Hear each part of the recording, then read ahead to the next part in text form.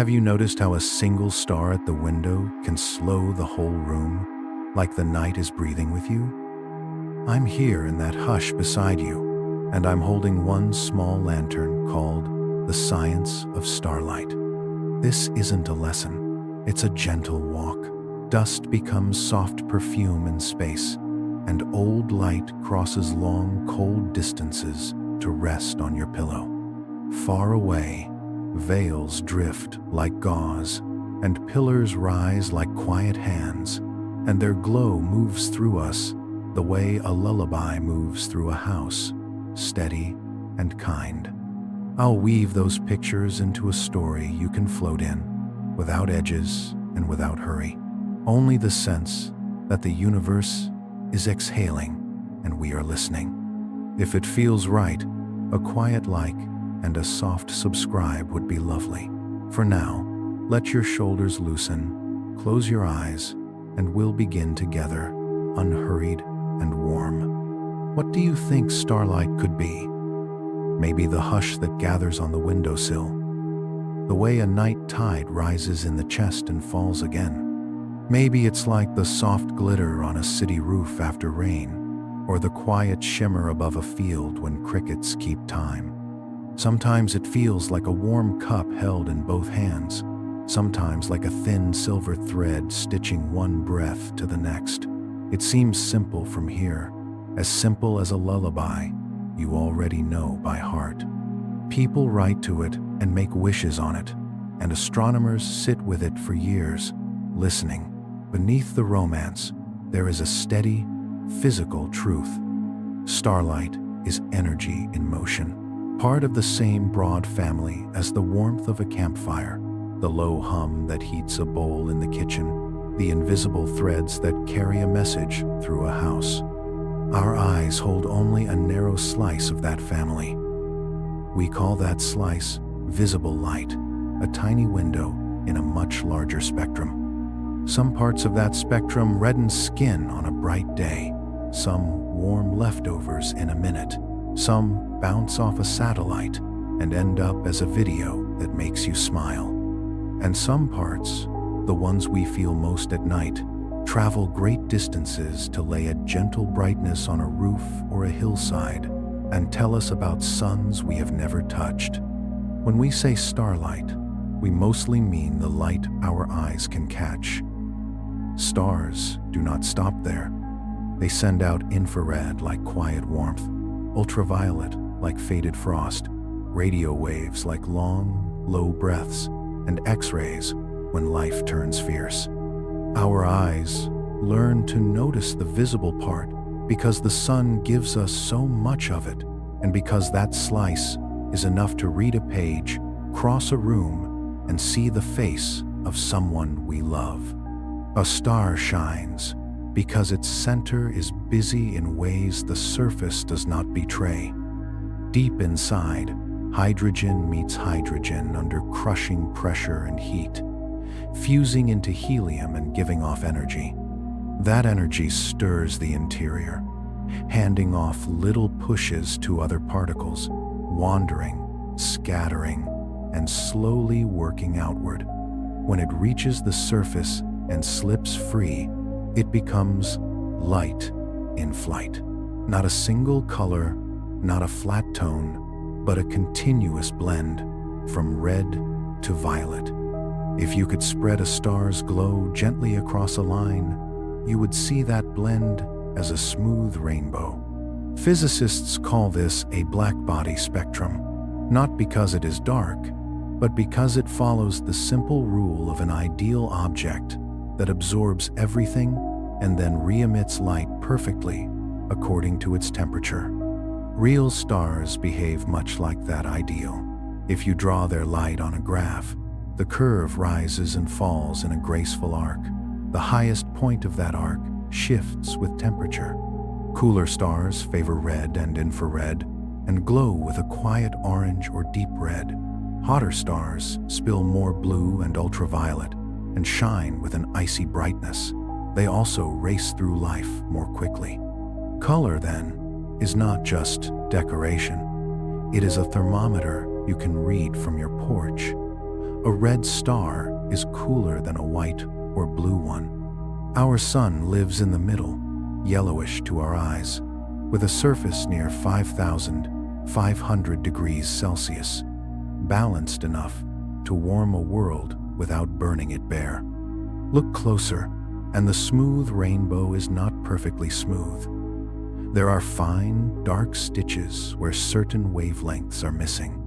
Those are absorption lines, made when atoms in the outer layers borrow very specific amounts of energy.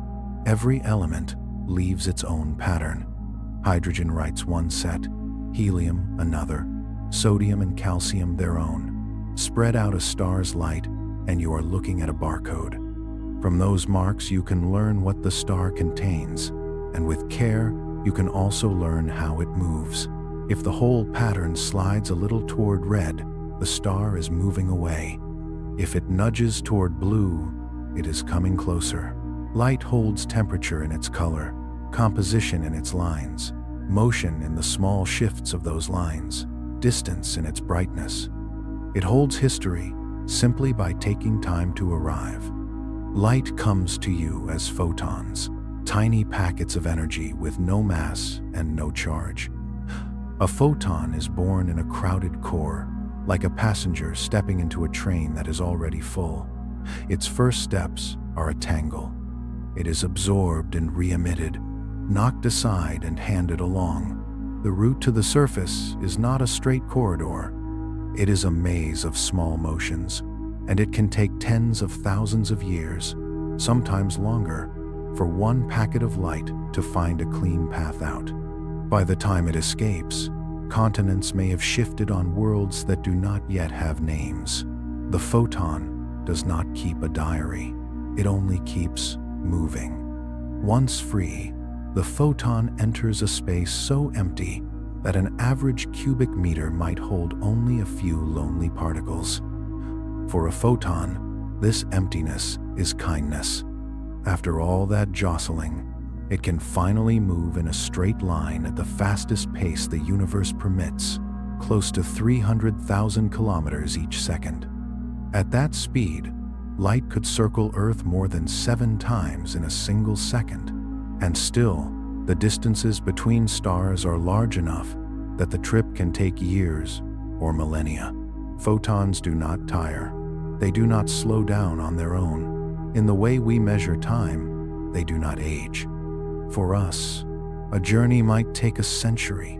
For the photon, with no clock inside it, there is only departure and arrival.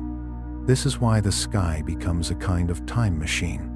A star 500 light-years away shows us a portrait 5 centuries old. The Andromeda galaxy shines with light that began its voyage about 2.5 million years ago, when early humans were learning to chip stone with confidence. You stand under a ceiling of old messages and watch the past arrive in silence. There is something steadying in that. The years do not hurry in the sky, they flow. Space is kind to light, but not always empty of trouble.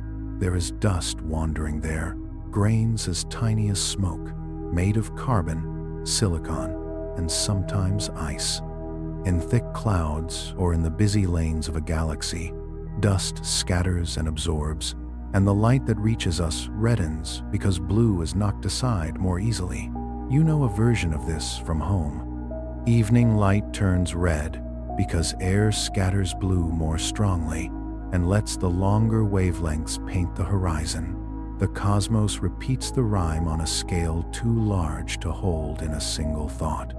Sometimes a photon is absorbed by gas and returned later as a gentler, redder glow. Sometimes it slips through untouched.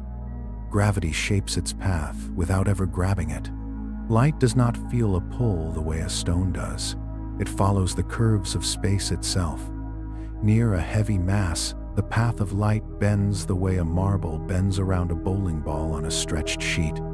We call this gravitational lensing. It has a quiet magic. A cluster of galaxies in front of something even farther away can magnify and stretch the background into arcs and rings, mirror a single galaxy into several, reveal what would otherwise be hidden. The universe uses its own weight as a telescope and lets us see deeper. Brightness carries its own careful meaning. A star can look dim because it is small and calm, or because it is far away, or both. It can look bright because it is near, or because it is vast and pouring out energy. If you know how bright a certain kind of star truly is, you can compare that to how bright it appears and estimate the distance. Light becomes a ruler you can hold across the dark. We build a ladder of such rulers, one type anchored close by, the next reaching farther, the next farther still, until the map of space begins to take shape in the mind. It still feels a little miraculous that nearly everything we know about stars comes to us this way. We have not stood on their surfaces or dipped a cup into their light.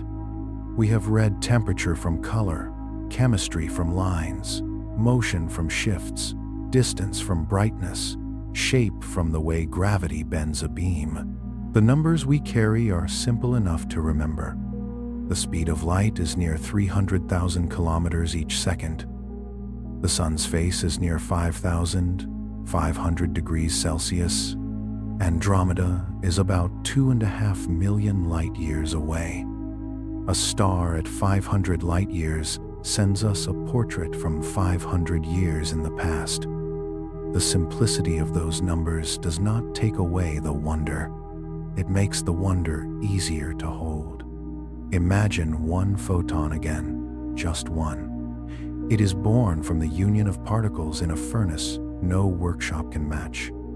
It steps forward and is caught, given back, turned, sent on. The distance to the surface might be small compared to the star's size, yet the path is a labyrinth. Tens of thousands of years can pass in that interior shuffle. When it emerges, space is a wide and open field. The photon carries no weight and no schedule. If nothing interrupts, it will fly as long as the universe gives it room. It may skim past a massive object and bend a little. It may join countless other bent paths and help draw a ring that someone, somewhere, will notice through a telescope. It has no idea, it only travels. If the photon meets dust, it may be scattered. If it meets a gas cloud, it may be absorbed and re-emitted at a longer wavelength, a softer color. If it enters the air of a planet like ours, it may bounce from molecule to molecule, painting a daytime sky blue through scattering and an evening sky red by letting longer wavelengths pass. If it reaches your eye, it is finished. It becomes part of the chemistry of vision, and what remains is a feeling that something far away has arrived and becomes small enough to keep. Color helps you understand that arrival. Stars that lean red are cooler. Stars that lean blue are hotter. White carries a balanced glow. In a cluster, the mix looks like a handful of jewels. Those hues are not decorations added later. They belong to the stars themselves, to their temperatures and their lifetimes and their sizes. From that pattern, you can tell which stars are young and intense, which are old and steady, which are nearing the end of their fuel. The faint lines across the spectrum add a finer whisper. Hydrogen speaks in one set of notes, helium in another, metals in others still. Motion shifts the tune, the way a passing train slides its pitch. Light, then, is song as well as sight. It hums with facts and still feels like comfort. You can stand beneath this and feel very small, or you can feel included. The calcium in your teeth, the iron in your blood, the carbon that holds your thoughts together, all found their recipes in stars. The light that reaches you is proof and poem at once. It tells you what the furnaces made and how they send the news. It tells you that the rules are steady enough for a photon to keep them across 1,000,000 years. In a noisy world, that steadiness is a blessing. The message does not shout, it just arrives. When clouds roll in, and hide the sky, the messages keep moving. They pass overhead whether you see them or not, the same slow river of brightness ready to become vision when the air clears. The science inside this is gentle when you let it be. Fire becomes color, color becomes temperature, temperature becomes a sense of time, lines become elements, brightness becomes distance. Try a small practice the next clear night. Step to the window and choose one star. Its light left before your first memory, before many names you know were first spoken. Say hello anyway, not to be heard, but to feel the patience of the beam that found you. The photon that touches your eye has crossed the emptiest places without complaint and arrived as softly as a feather in still air. The longer you sit with this, the less you need to hurry. Starlight doesn't decorate its meaning or hide its marks. You can trust it to tell the truth of a star the way a whisper tells the truth of a room. And sometimes, on its long way to you, that truth takes a curved path.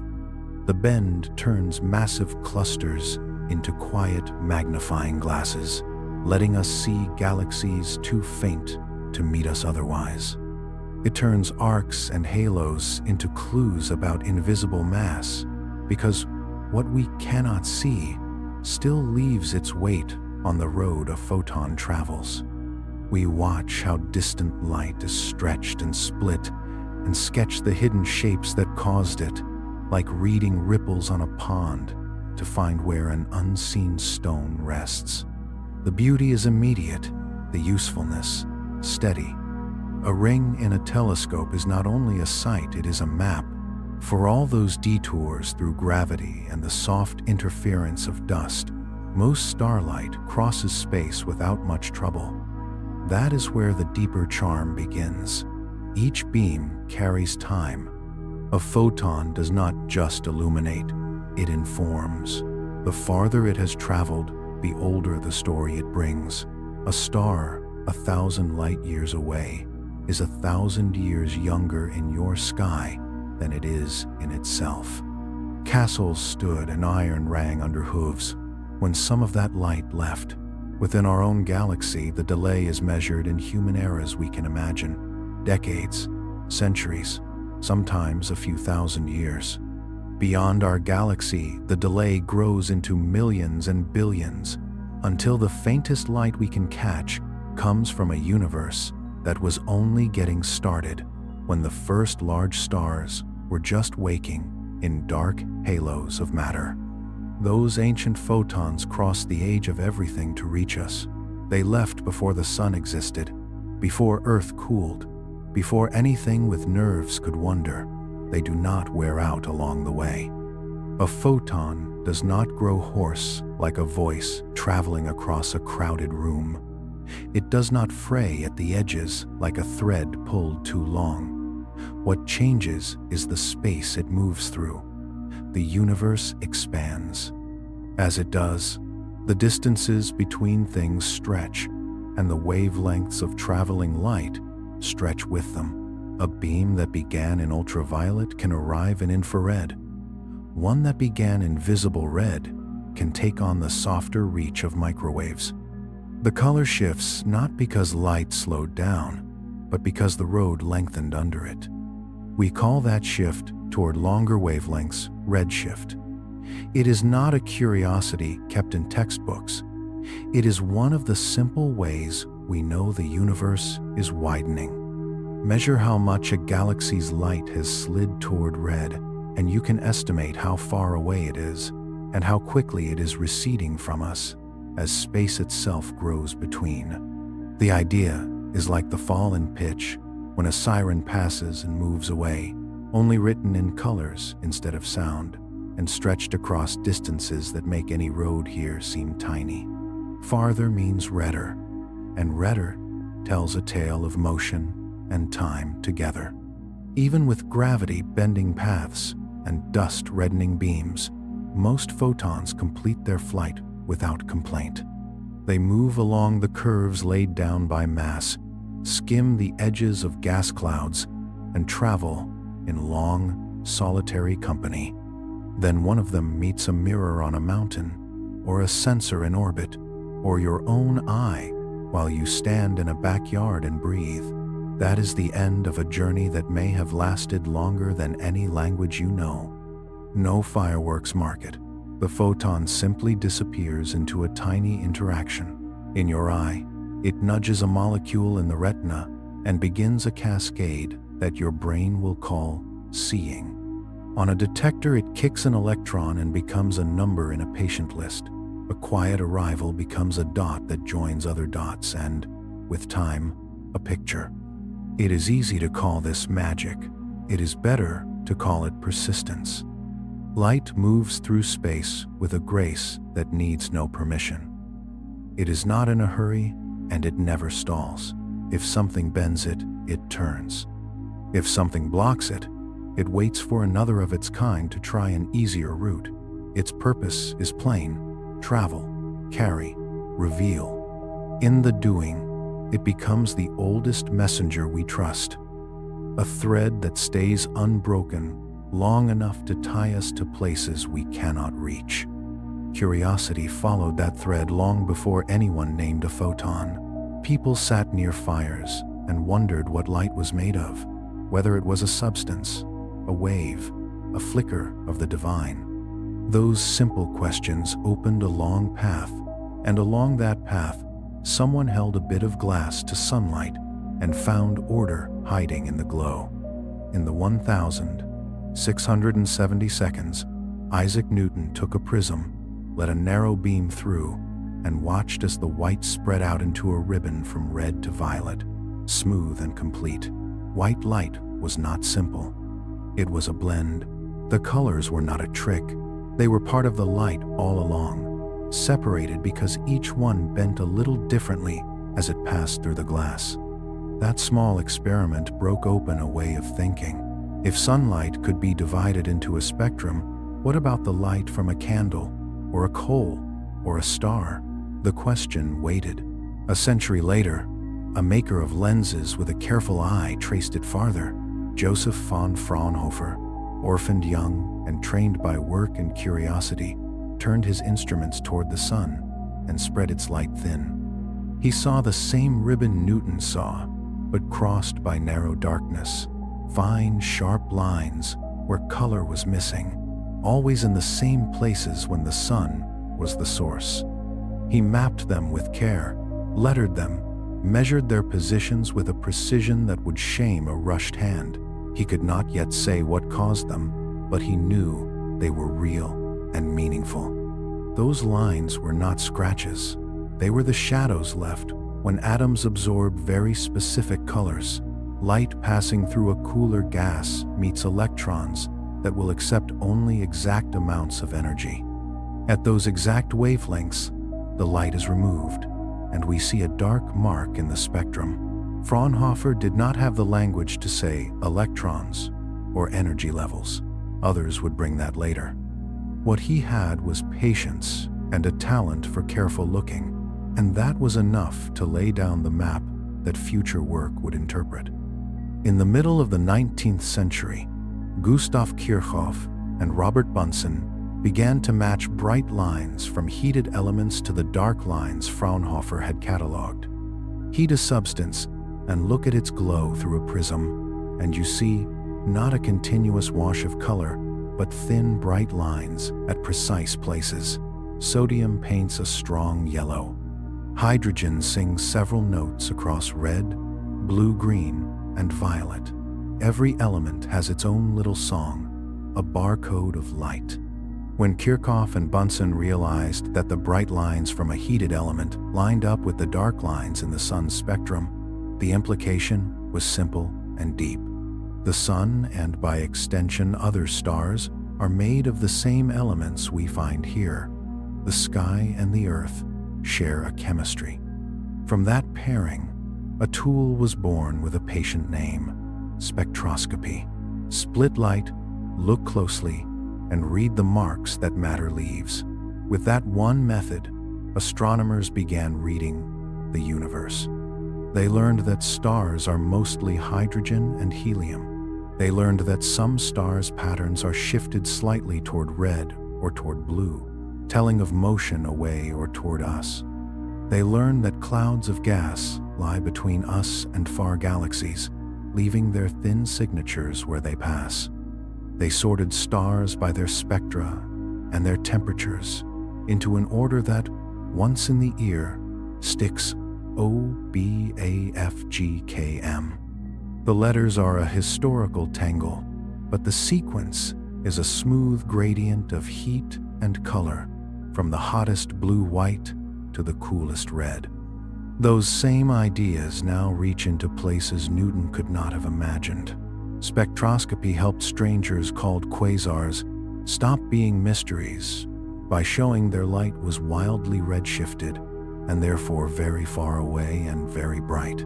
It helps measure the stretching of the universe by counting how far lines have moved from where they would be in a laboratory. It even lets us watch the tiny, regular sway in a star's spectrum as an unseen planet tugs it back and forth, a Doppler heartbeat that reveals a world without a picture. If you could lean down into a beam of starlight until the colors were threads and the threads were fine marks along a line, you would not see a blur, you would find pattern. Some lines are dark notches, some are bright stitches. None are random. They are the specific notes matter can sing and hear. To understand why the notes have these places and not others, shrink the idea of yourself to the size of an atom for a moment. In the center, there is a nucleus of protons and neutrons. Around it, electrons are not marbles in tiny orbits, but more like standing patterns, regions where they are most likely to be. Those patterns come in exact energies. An electron cannot rest between them any more than a stair lets you stand halfway between steps without support. Light joins that scene as a packet with an exact amount of energy. If a photon arriving has exactly the energy needed to lift an electron from one allowed level to the next, the electron can absorb it and make the jump. If the photon brings too little or too much, the atom ignores it. That selectiveness makes the dark lines. A cloud of gas, or the outer layers of a star, will remove only those colors that match the energy gaps of the atoms within. Spread the surviving light, and you will see the missing places as thin shadows. Switch the situation and look straight at heated, glowing gas, and you will see the same energies returned as thin, bright lines. Excited electrons fall back down and give back the exact photon they once would have taken in. Hydrogen, the most common element, offers the cleanest example. When its electron moves between certain levels, the light emitted or absorbed in the visible part of the spectrum forms the Balmer series, a handful of thin lines. The deepest, easiest to spot, is called H-alpha, a red at about 656 nanometers. You see that red in pictures of emission nebulae, the soft clouds where stars are forming. It is not dye. It is the glow of hydrogen returning energy to space one precise color at a time. Other Balmer lines sit in blue, green, and violet, quieter but no less exact. Each is a note in hydrogen's simple song. Which lines you see depends on how you watch. Look directly at a hot, thin gas, and it will announce itself with emission lines. Bright stitches on darkness. Let a broad light pass through cooler gas, and you will get absorption lines, dark stitches on a rainbow. Swap the light sources, and the marks shift in clarity. The rules are steady, the scene changes. In each case, the pattern is unique to the element and the conditions, and that uniqueness lets us work backward from a spectrum to a story. Which atoms are present, how warm they are, how dense the gas might be, how quickly it moves. The more you sit with this, the more a rainbow turns into a page of writing. A small tilt in where the lines fall tells of motion along our line of sight, A redward nudge for receding, a blueward nudge for approaching. The depth of the lines hints at abundance and temperature. The presence of certain lines and the absence of others reveal whether we are looking into a star's outer layers or a cool cloud lit from behind. The light carries more than a picture, it carries context. Circle back to gravity's lens for a breath and watch how these ideas join.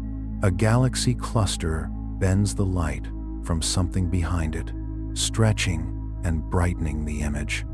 In that gift of extra light, the faint spectrum of a very distant galaxy becomes just clear enough to measure. The lines have been shifted far into the red by the expansion of space. The measurement tells us how far back in time we are looking. The curve in the image tells us how much mass sits in the cluster. Part of that mass is dark matter, unseen but present in the way it shapes the light. We might never touch that matter. We can still map it by the paths of photons. The story keeps returning to that small packet of energy that does not tire. A photon leaves a star, skims the edge of a heavy object and bends, slips through thin fogs of gas where some of its companions are filtered out, crosses long regions of emptiness, and arrives. In one life, it becomes the nerve message that flickers through your vision. In another, it becomes a point on a detector that will join others in a plot a graduate student will stare at across a quiet night. Either way, it has done the same work: travel, carry, reveal. There's a humility to the tool that made all this listening possible. A prism or a diffraction grating is nothing more than a patient way to spread light out. Yet from that soft unfolding, chemistry, temperature, motion, distance, and age step forward. No probes, no jars, no hands reaching across the void. We read what is freely sent. What began with Newton's curiosity, Fraunhofer's careful maps, and Kirchhoff and Bunsen's quiet matches is now as routine as a stethoscope in a clinic. Place it on the chest of a star and listen. It's worth pausing on the strangeness of it. Light can't be held. It slips through your fingers and leaves no weight behind. It only warms the skin and then moves on. But meaning rides inside it, faithfully. A thin dark line is not an opinion, it's an atom speaking in the only tones it can. A redshift is not emotion, it's the record of space stretching during a beam's long travel. The glow of H-alpha in a nebula isn't decoration, it's hydrogen, confessing that it was excited and is now releasing what it can no longer hold.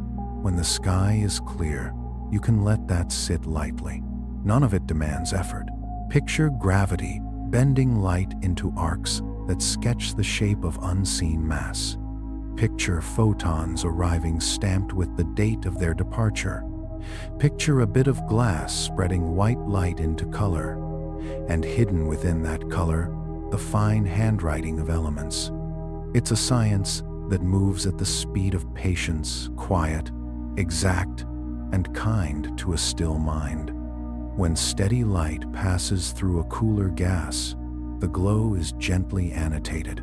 Across the colors appear tiny dark stitches where atoms have chosen what to keep.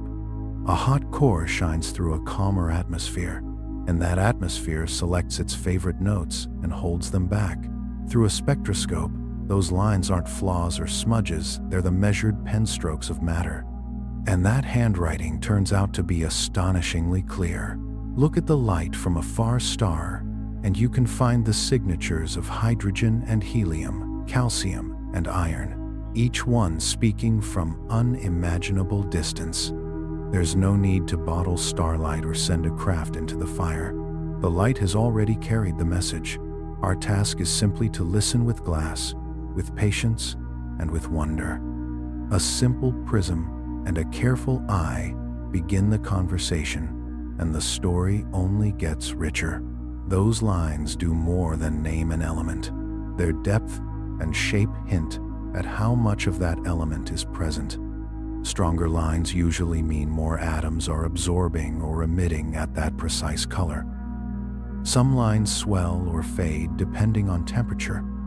So temperature enters the story too. Hydrogen's absorption is strongest in stars near about 10,000 degrees, where the atoms are in just the right state to sip those photons efficiently.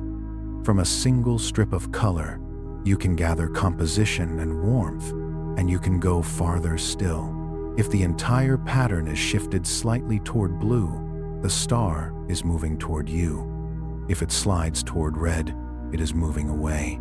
That is the Doppler effect, quietly at work, the same principle that turns a passing siren's pitch from high to low, written here in color rather than sound.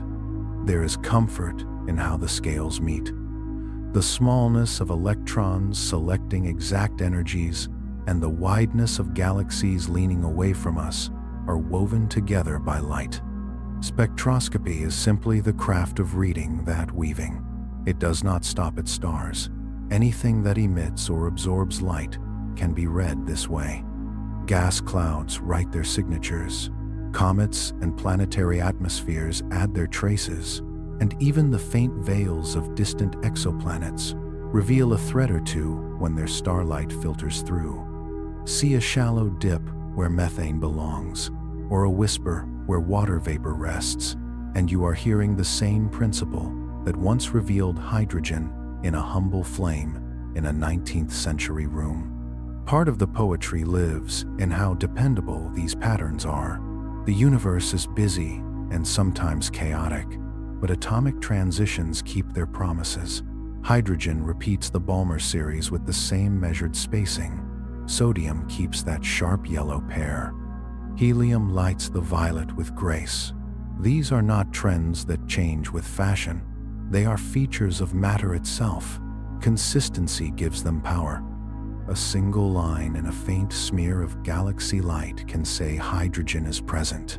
Another may point to oxygen, another to nitrogen. Together, the marks tell of stars being born, burning, and sending their elements outward to seed new clouds.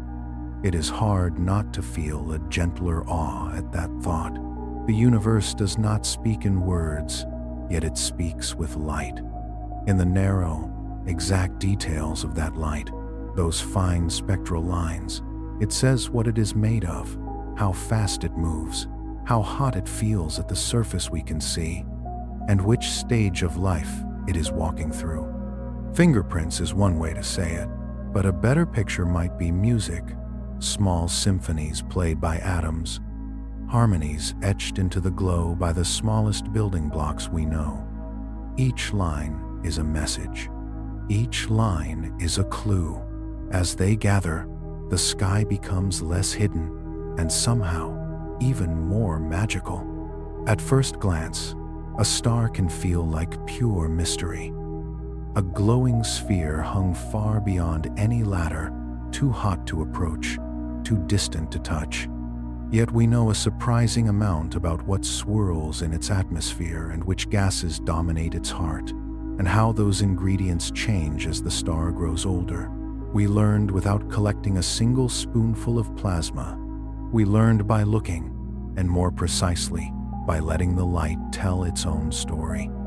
Light is the star's autobiography, not the polished version, but the true one, and we have grown skillful at reading it. Through a spectroscope, a star stops being a bright blur. You are watching the sum of countless small meetings between light and atoms in the outer layers, cooler than the core, but still lively enough to leave notes in every passing photon. Spread the glow, and the pattern appears. Dark lines are not glitches.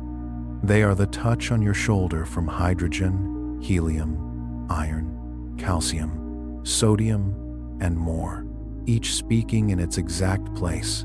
The pattern holds over distance. Even when the star is thousands of light years away, the spacing remains faithful. Only motion shifts the whole pattern a little, and even then the relative positions stay true. A melody moved to a new key without changing its intervals. This is how we build a recipe from the steam alone. In the lab, we know which lines belong to which element. Match the pattern in a star's light to the pattern on a bench, and the element is present.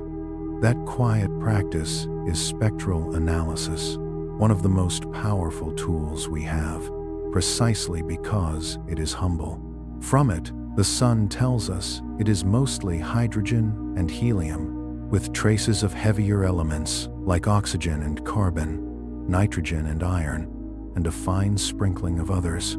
Those heavier pieces are a small fraction by mass, yet their fingerprints are strong and clear. Calcium, for instance, leaves prominent marks many observers learn to spot early, even with modest gear. History tucks a small delight into this subject. The second most abundant element in the universe, helium, was first seen not on Earth, but in sunlight. During an eclipse in 1868, Jules Janssen studied the spectrum of the sun's chromosphere and noticed a bright yellow line that did not match anything known on Earth. Soon after, Norman Lockyer saw the same line and proposed a new element, naming it for the sun itself. Helios turned into helium. For decades it lived as a spectral ghost, real in light, yet not yet found in rock. Only later was it detected on Earth, trapped in minerals. An element that lifts birthday balloons announced itself first from the edge of our star. That moment did more than add a name to a chart.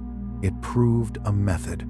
If light could reveal an element we had never held, what else might it reveal? The answer has been almost everything an astronomer hopes to know. Spectra do not stop at what is present. The depth and breadth of lines carry abundance. Deeper lines often signal more atoms doing the absorbing at that wavelength. There are subtleties to respect. Temperature and pressure matter. Magnetic fields can split or broaden lines. With careful models, those effects can be untangled. Using that care, scientists have mapped the chemistry of thousands of stars. Some are rich in metals, which in astronomy means anything heavier than helium. Some are poor. Some show unusual ratios that hint at births in other neighborhoods of the galaxy. The oldest stars we have found carry almost no heavy elements at all, a quiet support for the idea that the first generation of stars was made of simple hydrogen and helium, and that heavier elements were forged later in stellar cores and thrown outward by explosions. The method spans distances gracefully. Even in other galaxies, where light arrives faint and thin, the spectra carry the same information. From a smear of light, millions of light years away, we can learn what those suns are made of, how much gas surrounds them, and what drifts in the space between. The same rules allow temperature and pressure to be read, and magnetic activity to be guessed from the way certain groups of lines behave. Motion along our line of sight is right there in the shift toward red or blue, and with steady instruments, the speed can be measured to surprising precision. Hydrogen remains the main voice in this choir, both because it is abundant and because its pattern is simple and elegant. When its lone electron moves between levels, the visible light forms the Balmer series.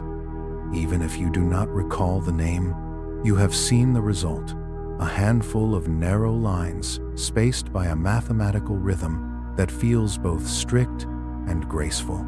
The red line many people know from glowing nebulae is the one called H-alpha. In very hot stars, hydrogen may be ionized and its lines grow faint. In cooler stars, they are stronger. In dense places, particles collide more often and the lines broaden. Every change is a clue, and taken together, they write a story about conditions we cannot touch. There's a quiet philosophy folded inside this way of knowing. We've never stood near another star, never caught its wind in our hands, yet we know our sun carries iron and oxygen, and a dusting of lithium. We know that some stars glow with extra carbon or barium because a companion once shared its ashes. Others are wrapped in shells rich with nitrogen or laced with rare earth elements that trace the last breaths of fusion. All of that comes from patient listening from light that began its journey long before our languages or maps existed. What once was simple watching became diagnosis. We are not only describing what the sky looks like, we are learning what it is made of, how it evolves, and how each star tells its own story in the fine print of its spectrum. Thin lines, etched across color, hold the fingerprints of time itself. Light, for all its grace, behaves like a wave, even when we forget to think of it that way. Waves have rhythm and distance between their peaks, frequency and wavelength, and when their source moves, the pattern shifts. The ripples crowd together or stretch apart. That tiny adjustment is the Doppler effect, written in brightness instead of sound. When a star or galaxy drifts toward us, its light is compressed and slides toward blue. When it moves away, the light stretches and slips toward red. Here on Earth, the change is too small to notice. Even your fastest drive cannot redden your headlights. But in space, where objects travel thousands of kilometers each second, the shift becomes visible, subtle, yet decisive. In those shaded colors, we learn not just where something is, but where it's going and how fast the universe is carrying it there. Astronomers listen for that change by looking at the thin lines in a star's spectrum, the same precise marks left by hydrogen, calcium, iron, and other elements. If those lines sit exactly where the laboratory says they should, the star is not moving much along our line of sight. If the whole pattern is nudged toward blue, the star is drifting closer. If the pattern leans toward red, the star is moving away. The amount of shift tells how fast. It is like hearing the universe hum and noticing when a note is a shade sharp or a shade flat. The beauty of this method is that it does not need the star to change position on the sky in a way we can see. Even when a star is too far to show any sideways motion, its color tells whether it is coming or going, and how quickly. The same listening works for pairs. In a binary system, two stars orbit a shared center of mass. One moves toward us as the other moves away. Then they trade places in that rhythm. Their spectral lines slide back and forth in time with the orbit, a gentle wobble you can chart. From that wobble, you can measure their speeds, estimate their masses, and learn the shape of their paths. The method reaches farther. A planet tugging on its star pulls the star into a tiny orbit of its own. The star's lines shift by an almost invisible amount, back and forth by only a few meters per second if the planet is small. With careful instruments and calm patience, that whisper can be heard. Many planets beyond our solar system were found this way. We did not see the worlds at first. We saw the slight sway in starlight that said a world was there, tugging. The story stretches further outward, to the scale of cities of galaxies and beyond. In the early 20th century, when astronomers measured the spectra of galaxies far outside the Milky Way, something consistent appeared. The absorption lines were shifted toward red, and the farther the galaxy, the larger the shift. Edwin Hubble's careful plotting of redshift against distance revealed a pattern with a simple meaning. The universe is expanding. Galaxies are not simply flying through space away from us like birds from a tree. Rather, space itself is stretching, and the light traveling through that stretching space is lengthened. This is called cosmological redshift. It is different in cause from the ordinary Doppler shift, but the outcome in our instruments looks similar. The ripple is stretched, the color leans red, and the amount of stretch tells how much space has grown during the journey. From that observation, modern cosmology took shape. If space is stretching now, it likely had a beginning when the stretching was smaller or absent, a hot, dense state that we call the Big Bang. The farther we look, the older the light we see, and the more its color has been pushed from visible hues into the infrared or even microwave bands. To catch those long, cooled whispers, we use instruments built for them. Telescopes like the James Webb Space Telescope are tuned to infrared, able to see the glow of very distant galaxies whose light has been stretched far beyond what our eyes can notice. With redshift, we also measure how quickly space expands. We call that rate the Hubble constant. Different techniques, each careful in its own way, give slightly different numbers. That small disagreement is called the Hubble tension. It might be a clue to new physics or a sign that our methods need finer stitching. Either way, the conversation is gentle and ongoing. Not every neighbor recedes. Nearby galaxies often show small redshifts, but the Andromeda galaxy is blue to our instruments. Its lines are shifted shortward because it is moving toward us. In billions of years, Andromeda and the Milky Way will meet and blend, not in a crash of stars, since stars are spaced too widely, but in a long dance of gravity that mixes their gas and dust and reshapes their spirals. We know the motion because of the shift in color. We also remind ourselves that we are not standing still while we measure. The Sun and its planets orbit the center of the Milky Way at about 220 kilometers per second. That motion adds its own small Doppler signature to every measurement, as does Earth's yearly path around the Sun and even Earth's daily rotation. Astronomers unwind those effects carefully, like removing the motion of a moving boat when you try to judge the speed of a ship on the horizon. Once you begin to trust the tie between motion and wavelength, color becomes more than a shade. It becomes tempo. It carries movement and history, turning the sky from a flat map into a living score. From many such measures, we build a picture not only of where things are, but how they flow, how they expand, and how they will meet. On a clear night, you may notice something else in the quiet. Stars do not shine the same color. Some are ice blue, some lean white, some glow honey gold. A few look faintly red. Those colors are real, and they tell you about temperature. A star is not simply white hot. To a very good approximation, a star is a black body, in the physicist's sense, a perfect radiator whose color spread depends only on its temperature. The hotter the surface, the shorter the wavelength where the glow is strongest. That link is called Wien's law. Hot stars peak in the blue and ultraviolet. Cooler stars peak in the red and infrared. The curve is smooth. The peak moves like a slider. Your eye can sense those differences even in dim light. Betelgeuse in Orion's shoulder leans red because it is cooler. Rigel in Orion's foot is blue-white because it is hot. A red giant might be around 3,000 degrees Celsius at its surface, while a blue star can be 30,000 or more. That tenfold change stamps itself into the color.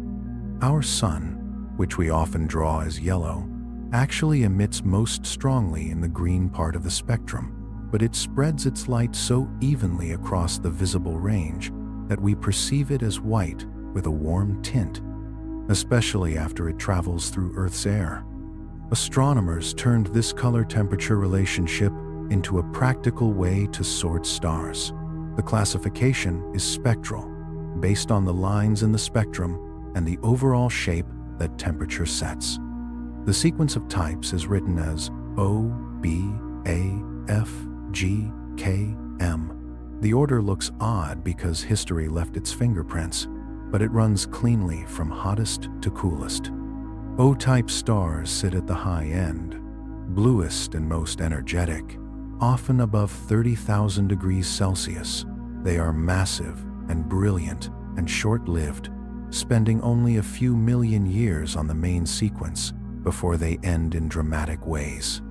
B-type stars are still very hot, roughly 10 to 30,000 degrees, blue-white and uncommon. A-type stars, between about 7 and 10,000 degrees, are the crisp white ones that often look especially bright.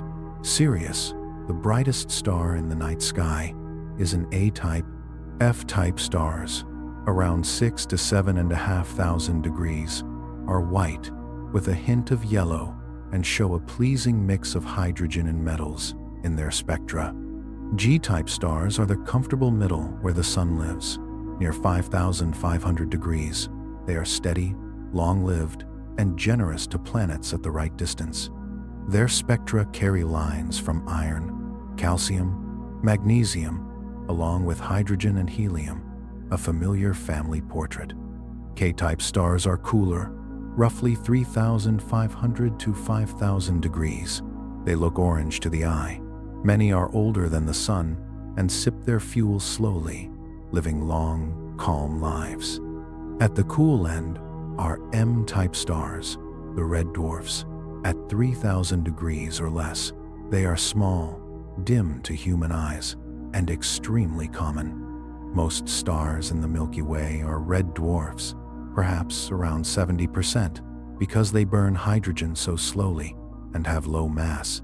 They can shine for trillions of years. The universe is not yet old enough for any to have reached the end of that road. Every red dwarf that ever formed is still faintly aglow. On the other side of the scale, blue giants and O-type stars spend their fuel with a flare that cannot last.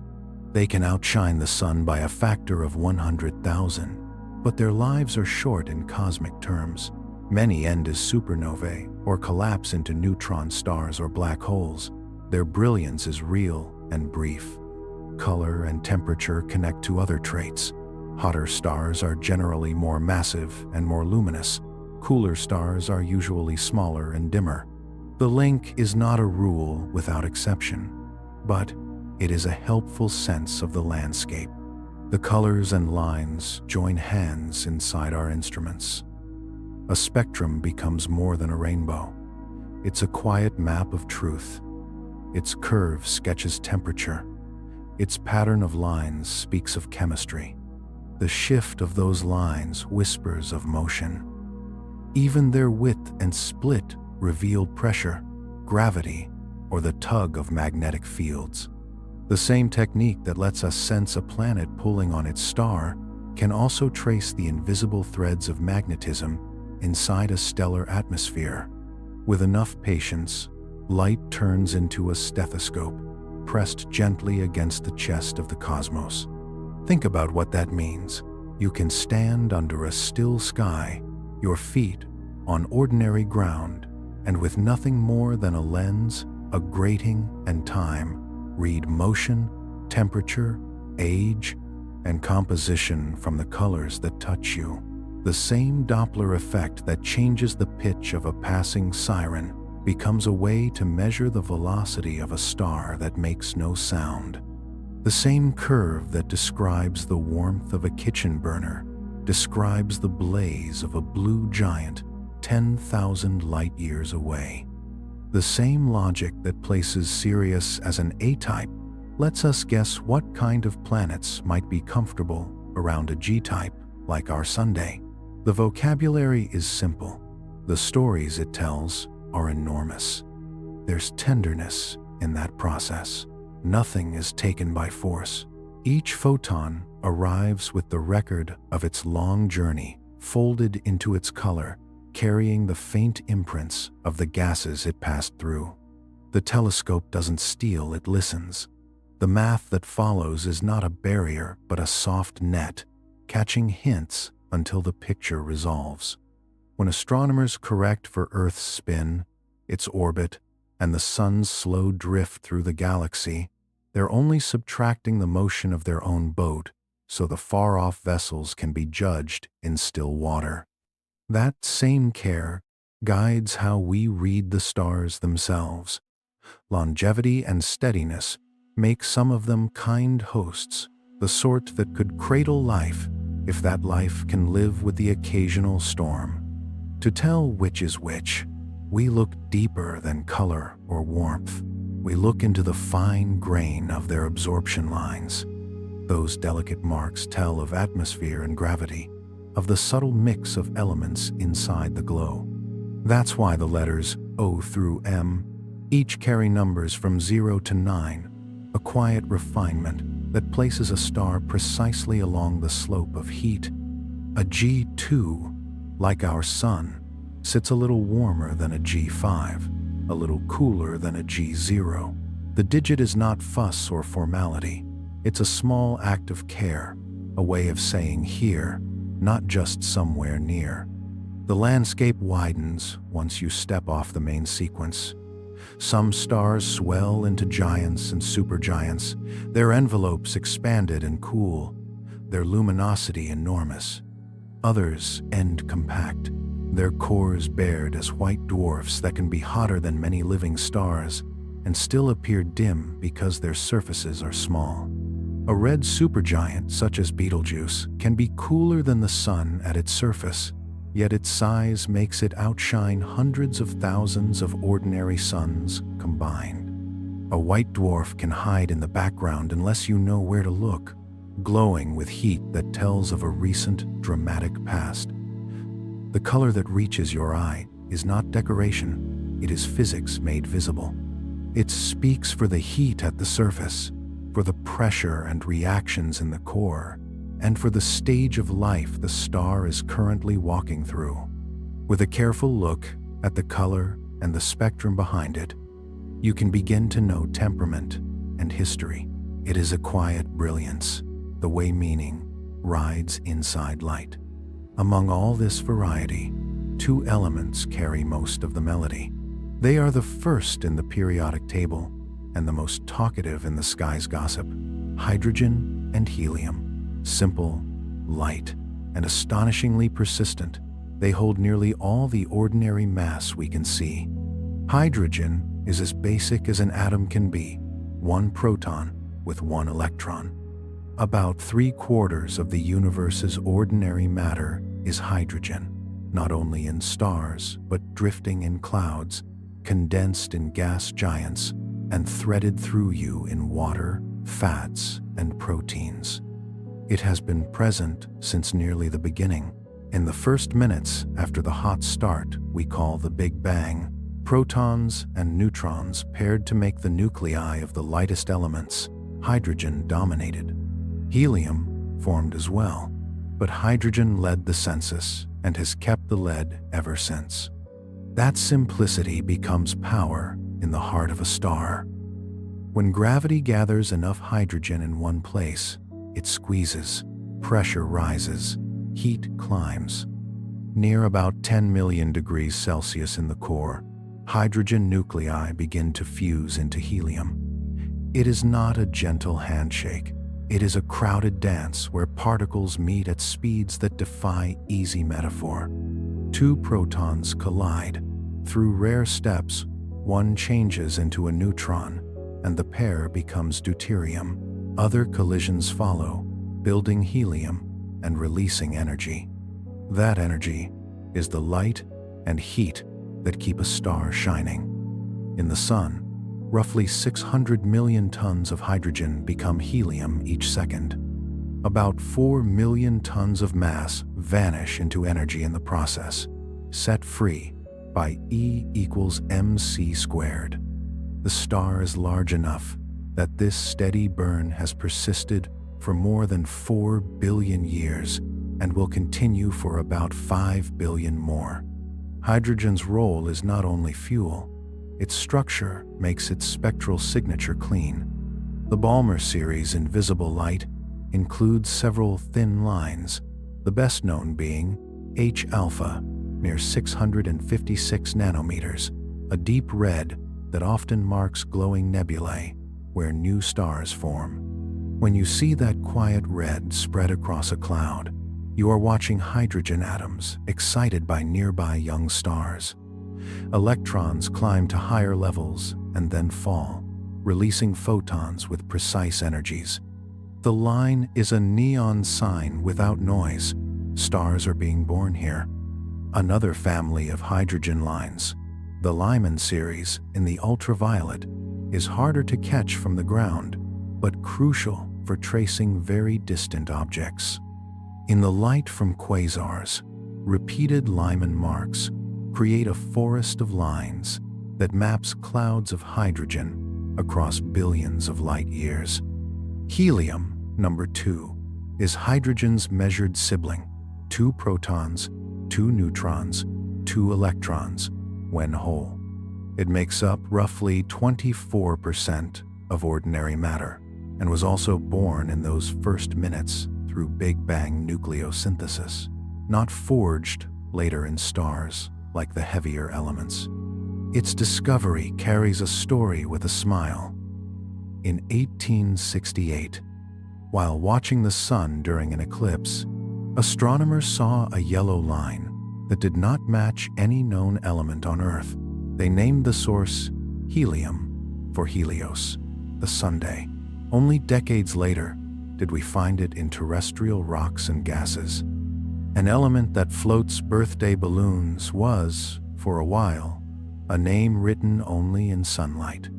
Helium speaks in spectra too, strongly in hot stars of types O and B, faintly in cooler atmospheres where it is harder to excite. It becomes central in a star's later life. When hydrogen runs low in the core, gravity tightens and temperatures rise until around 100 million degrees Celsius, where helium can fuse. Those steps build carbon and oxygen, foundations for richer chemistry. Helium burning does not last as long as hydrogen burning, but without it, the pathways to heavier elements would stall. Carbon in your cells and oxygen in your breath have a direct ancestry in helium's turn as fuel. Taken together, hydrogen and helium are the quiet workhorses of the cosmos. They are not flashy, and they do not clutter the spectrum with countless lines the way heavier elements do. Instead, they give clean markers. Hydrogen lines shifting tell of motion. Helium lines strengthening or fading tell of temperature and stage. Even after a star dies, hydrogen and helium write their presence in the shells of planetary nebulae and the debris of supernovae. Thin blankets of these elements float above the dense cores of white dwarfs and neutron stars, remnants that keep a whisper of what once burned. On the largest scales, the ratio of hydrogen to helium serves as a test of beginnings. Measurements of ancient gas clouds, compared with calculations of the early universe, agree that the present-day abundance matches what a hot, dense start would produce nearly 14 billion years ago. Theory and observation shake hands. The simplest atoms anchor the grandest story. At the heart of these messages lies a patterned music of electrons. An atom is mostly space, with a nucleus in the center, and electrons inhabiting regions defined by energy rather than orbits drawn with a tiny pen. Electrons prefer certain levels and ignore the in-between. When one moves from level to level, it either absorbs or emits a photon whose energy matches the difference exactly. Those photons are the notes we see as spectral lines. In hydrogen, the pattern in visible light is called the Balmer series, created when electrons fall to the second energy level from higher rungs. Each downward step gives off a photon with a very particular wavelength. In the late 19th century, a schoolteacher named Johann Balmer noticed that the known wavelengths fit a surprisingly simple formula and used it to predict others. It was one of those moments when careful numbers turn into a key. The Balmer lines lie where our eyes can see. H-alpha sits in deep red near 656 nanometers. H-beta lives in blue-green, H-gamma in blue-violet, H-delta farther into violet. As you step to higher starting levels, the lines crowd together and approach a boundary called the Balmer limit, near 364 nanometers, beyond which individual lines blur into a continuum. The image is like piano keys. Low notes are spaced wide. Higher notes gather closer and closer until the ear nearly merges them. Hydrogen sings in other registers as well. The Lyman series is what you hear if you listen in the ultraviolet, where electrons fall to the ground state. Lyman alpha, at about 121 nanometers, is especially important for tracking distant gas and young galaxies. The light from far quasars passes through intergalactic hydrogen, and each cloud imprints its own Lyman absorption. The result is a Lyman alpha forest, a thicket of lines that marks structure along the line of sight. In the infrared lives the Passion series, formed by electrons falling to the third level. Infrared can slip through dust that blocks visible light, so Passion lines become tools for peeking into hidden nurseries where stars are forming behind veils. There are more families with gentler names: Brackett, Pund, Humphreys, each corresponding to electrons landing on higher base levels, n equals 4, n equals 5, and so on. As the base level rises, the emitted light shifts to longer wavelengths. One proton and one electron generate an entire library. These patterns helped shape the early language of quantum theory. Niels Bohr described hydrogen as an electron confined to certain allowed energies, emitting or absorbing light when it jumped between them. The full truth is subtler. Electrons behave as both particles and waves, and their allowed states are solutions to delicate equations. Yet the basic idea remains a faithful guide. Electrons are selective. Photons must match the gap. The spectrum is a score written by those rules. Return for a moment to classification, because the lines and the colors meet there in a way that feels like a completed thought. Astronomers group spectra not only by temperature but also by luminosity class, a shorthand for surface gravity and size. The same type letter can describe a bright supergiant, a sprawling giant, a main sequence dwarf, or even a subdwarf, each leaving distinct fingerprints. A K-type giant and a K-type dwarf share a color family, but differ in line widths and depths, a consequence of gravity's pressure on the atmosphere. Place the subtype number beside the letter, and then a Roman numeral for luminosity class, and a star's place comes into focus. G2V for a sun-like dwarf, M1 Eab for a red supergiant, a 03 for a white giant. The system looks tidy because it is practical. It compresses a spectrum story into a few characters without losing the music behind them. The more you listen, the more you hear how much light can carry. A faint brightening at H-alpha inside a spiral arm signals stars being born. A widened set of iron lines hints at a strong magnetic field. A slight split in a line suggests Zeeman effects, magnetism pulling levels apart. A tiny, repeating wobble in the positions of all the lines tells of a planet tugging invisibly. A reddened curve suggests dust softening the blue. A global slide of the whole pattern toward longer wavelengths announces distance and the expansion of space. None of these require touch.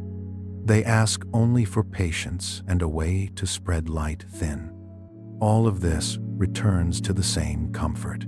The glow of a star is not merely something to wish on. It is a message stream, a steady delivery from a nuclear hearth light years away, telling how hot the surface is, what elements lace the atmosphere, how fast the whole thing moved, and where it might be in its long life. The tools to read it are simple at heart: a prism or grating to separate colors, a detector to count, a mind to match patterns. The rest is craft. The rest is listening. Hydrogen and helium remain everywhere you care to look. In planetary nebulae where a dying star lets go of its outer layers, their emission lines lace the shell like threads of red and pale violet. In supernova remnants, their ratios tell of the star that exploded and the layers it left behind. In white dwarfs and neutron stars, thin blankets of them float over densities that are hard to imagine, a last quiet clue. In the broadest view, their abundances agree with what our models say the early universe should have made. It is a rare pleasure in science when numbers from such different places meet in the middle. Think of it this way: the spectrum of hydrogen, and of every atom, is a map of how its electrons move. Fingerprint is a decent metaphor, but music feels closer to the truth. Each element plays its own tune, made of light instead of sound. Hydrogen's melody is simple and rich, like a clear theme you can hum after the first hearing.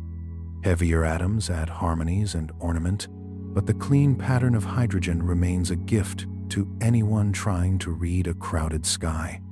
In busy places, at a galaxy's core, or in the shock of a supernova's wake, hydrogen's lines keep showing up, steady and exact. From those lines, you can pull temperature, motion, density, and composition. They appear in emission and absorption, in stars and in the faint glow of nebulae, in galaxies close enough to feel familiar, and in ones so far away their light has been stretched thin by time. One line is especially helpful when we look far back. Lyman alpha starts in the ultraviolet, but the expansion of the universe pulls it to longer wavelengths on its way to us. For the most distant galaxies, that shift moves it into the infrared, where instruments tuned for warmth can catch it. The amount of shift becomes a quiet clock, telling how far back in time the light began. You can think of each spectral series as one mode of hydrogen's voice. The Balmer series speaks to our eyes, reds and violets lighting the edges of young stars and glowing clouds. The Lyman series whispers in ultraviolet, useful for tracing the early web of gas between ancient lights. The Passion and Bracket series hum in the infrared, slipping through dust to reveal stars still wrapped in their birth clouds. All of this music comes from tiny leaps between energy levels. The jumps are not random. They are chosen by the structure of the atom, exact and repeatable, like notes that never drift out of tune. There is comfort in that order. However wild a galaxy's center might seem, the rules inside a hydrogen atom behave. Electrons take steps of specific sizes. Photons carry exactly the difference. From a deep red glow, you learn about star formation. From an invisible pulse in the ultraviolet, you learn about the old universe. From the warmth of an infrared line, you learn what dust tried to hide.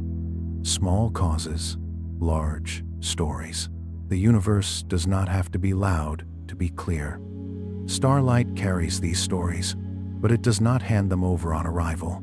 A photon may travel for millions or billions of years, and then land for the briefest moment on a mirror or sensor. To make sense of that moment, we need tools that translate beauty into information. A telescope begins that work. Think of it as a quiet bucket for light. The bigger the mirror or lens, the more photons it gathers, and the fainter the objects it can reveal. Spectroscopy asks for plenty of photons, because when you spread light out into its colors, you thin it. More light means a cleaner spectrum and finer detail. Observatories sit where the air is steady and dry, on mountaintops where the sky is thin, or in deserts where clouds rarely trouble the horizon. The goal is simple: reduce the blurring and swallowing done by the atmosphere. Even at the best sites, air blocks much of the ultraviolet and a good share of the infrared, and turbulence smears the image. That is why telescopes above the air are so helpful. A telescope in orbit collects light without the trembling of our wind and weather. One tuned for visible and ultraviolet revealed structure our imaginations could not quite anticipate.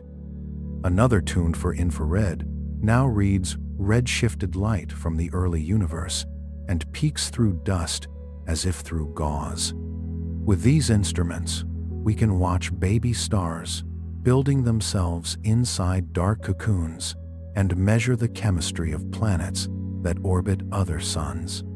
Wherever the telescope sits, on a peak or in space, it needs a spectrometer to turn glow into language. A spectrometer separates incoming light into its wavelengths. The most common heart of such a device is a diffraction grating, a surface ruled with thousands of fine lines per millimeter. When light meets it, different wavelengths bend by different amounts. The beam fans into a spectrum, red parting from blue, blue parting from violet. A prism can do this too, but gratings are more precise and easier to tune for the questions astronomers ask. The spread light falls onto a detector, often a CCD, like a camera's sensor, but far more sensitive. The detector measures how much light arrives at each wavelength, building a record that looks like a gentle landscape of peaks and valleys. Each dip and rise means something: an element present, a temperature reached, a motion along our line of sight. Resolution matters here. High resolution separates wavelengths that lie very close together. With that, you can see subtle changes in line shapes. You can distinguish two lines that otherwise blend. You can measure tiny shifts caused by motion, even motions of only a few meters per second, when conditions are kind and instruments are tuned to perfection. Low resolution has its own use. It gathers more light into each slice of color, helpful for faint objects, and gives a clean sketch of an object's general character. The choice is like choosing to stand close to a painting, to see brushstrokes, or to step back to feel the whole scene at once. Both views tell the truth, just in different ways. Calibration is the quiet discipline behind all of this.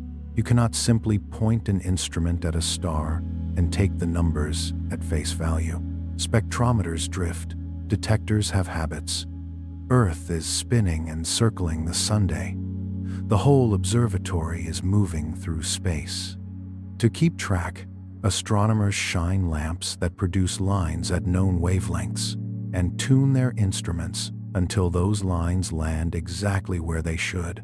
They measure how the atmosphere is behaving. They remove the small Doppler effects that come from Earth's daily rotation and yearly orbit, and the larger one from the sun's path around the galaxy.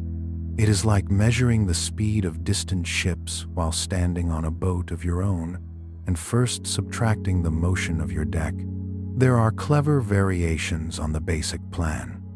Cross-dispersed spectrometers spread light in two directions at once, letting multiple spectral orders be recorded together. It is like catching several rainbows from one beam, each with different detail. There are instruments for ultraviolet, for the far infrared, even for X-rays, because different wavelengths tell different stories. Ultraviolet traces hot, energetic processes near massive stars and active galactic centers. Infrared walks through dust to find cool stars, protoplanetary disks, and complex molecules. X-ray spectroscopy reads the violent regions around neutron stars, supernova remnants, and black hole accretion flows, where atoms are stripped and lines shift in ways that speak of extreme heat and gravity. The technology has grown gentler and more reachable. Miniature spectrographs now ride on modest telescopes. Students and dedicated amateurs point small mirrors at bright stars and variable stars, capturing real spectra from backyards and school rooftops. Software helps turn those spectra into numbers we can compare and models we can test. Line strengths become abundances. Tiny shifts become velocities. Broadening becomes a sign of pressure or magnetic fields. It is forensic work at a cosmic scale, reading faint clues to reconstruct events that unfolded far away and long ago. There is a lovely unity in how these tools connect our daily world to the distant one. The same physics that explains the color in a soap bubble or the neon orange of a sign is at work in the light from a dying star. A thin, ruled surface splitting a beam in a lab is a cousin to the gratings that feed a space telescope. A prism on a classroom windowsill shows the same principle that lets us map the chemistry of a galaxy. The language is one, and it is light. Beneath the quiet of a night sky, stars seem content to twinkle and hold their places. That calm is the surface of a busier truth. Stars spin, they orbit, they drift, they wobble with companions. They sometimes whirl around partners too dim to see. They are not pins in a fixed dome. They are travelers in a wide dance. We cannot feel their motion, but we can read it in their light. Spectroscopy is not only a tool for chemistry, it is also a motion detector. The simplest motion to hear in color is radial velocity, the movement directly toward us or away. When a star approaches, its lines slide slightly toward shorter wavelengths. When it recedes, the lines slide toward longer ones. The amount of slide tells the speed. Instruments built for this work can detect changes of just a few meters per second, a walking pace written in starlight. From such tiny shifts, we learned that many stars are not alone. Two stars bound in a binary will tug each other around, one coming toward us while the other moves away, and then trading roles. Their spectral lines swing back and forth in a clean rhythm. From that swing, you can calculate orbital speeds, measure masses, and sketch the shape of the orbits. Planets leave smaller signatures, but they are there. A planet pulls gently on its star, and the star responds by tracing a tiny circle or oval. The back and forth motion along our line of sight imprints a minute wobble on every line in the spectrum. Add up many nights of careful measurements, and the wobble becomes a pattern. The first confirmed planets around sun-like stars were found by watching this dance. We did not see the planets themselves at first. We saw their gravity, written in the color of the starlight. Not all motion is along the line of sight. Proper motion is the slow drift of a star across our view. The sideways shift you notice only by comparing images years apart. It is measured in arcseconds per year, tiny slices of a degree. One nearby neighbor slides more than 10 arcseconds each year. A sprinter, by stellar standards, even if the change is subtle to the eye.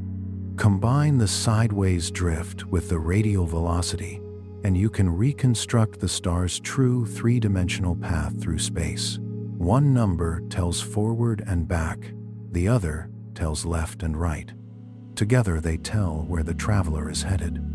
Rotation adds another layer. When a star spins, one limb turns toward us, and the opposite limb turns away.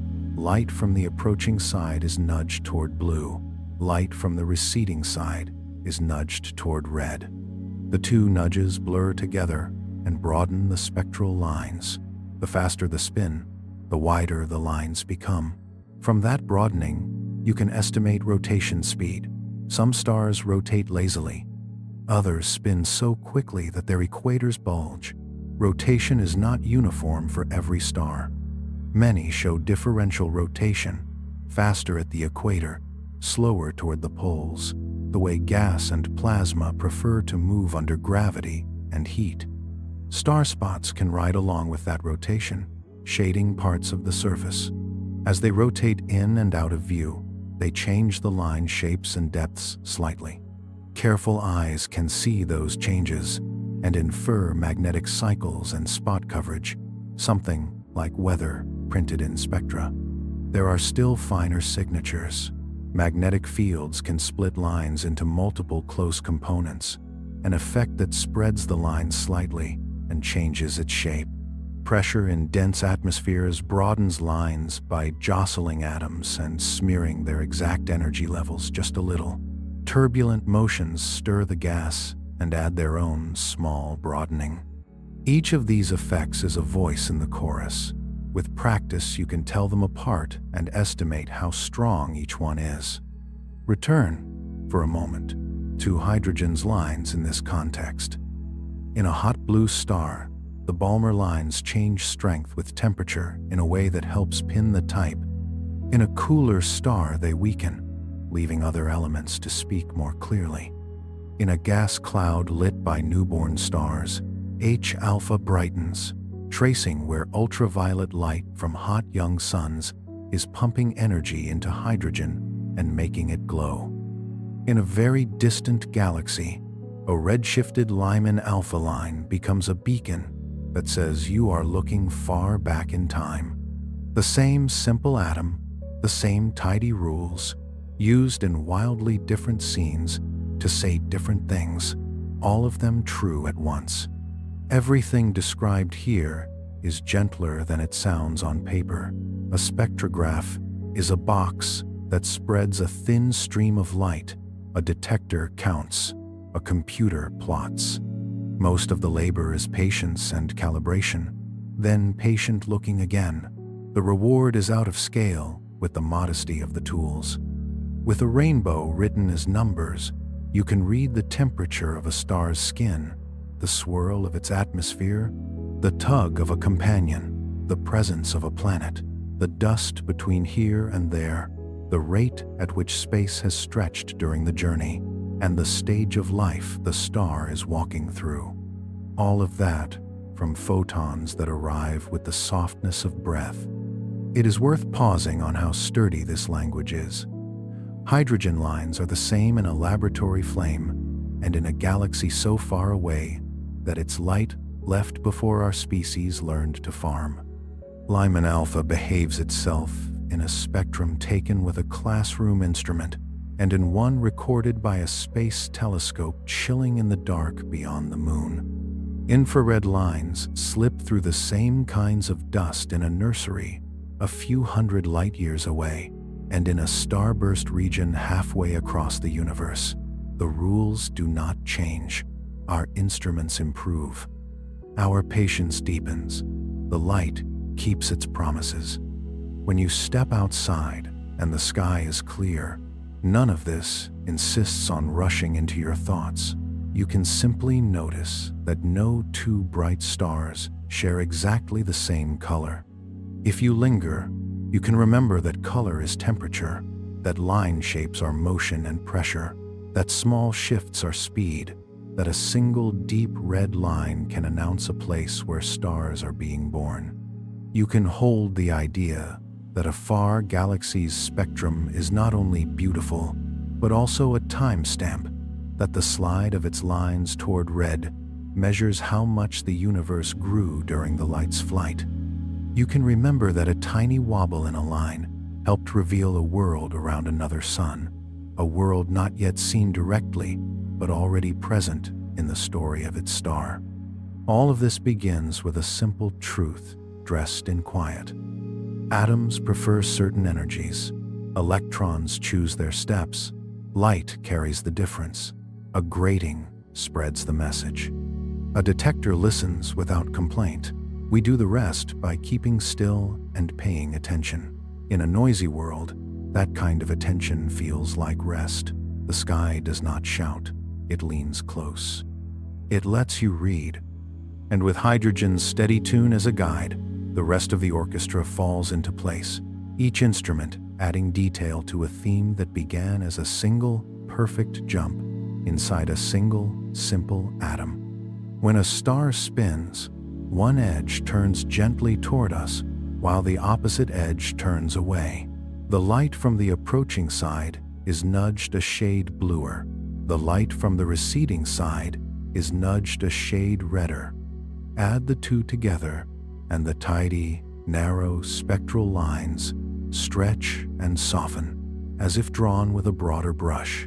This rotational broadening is subtle, but it's steady enough to measure.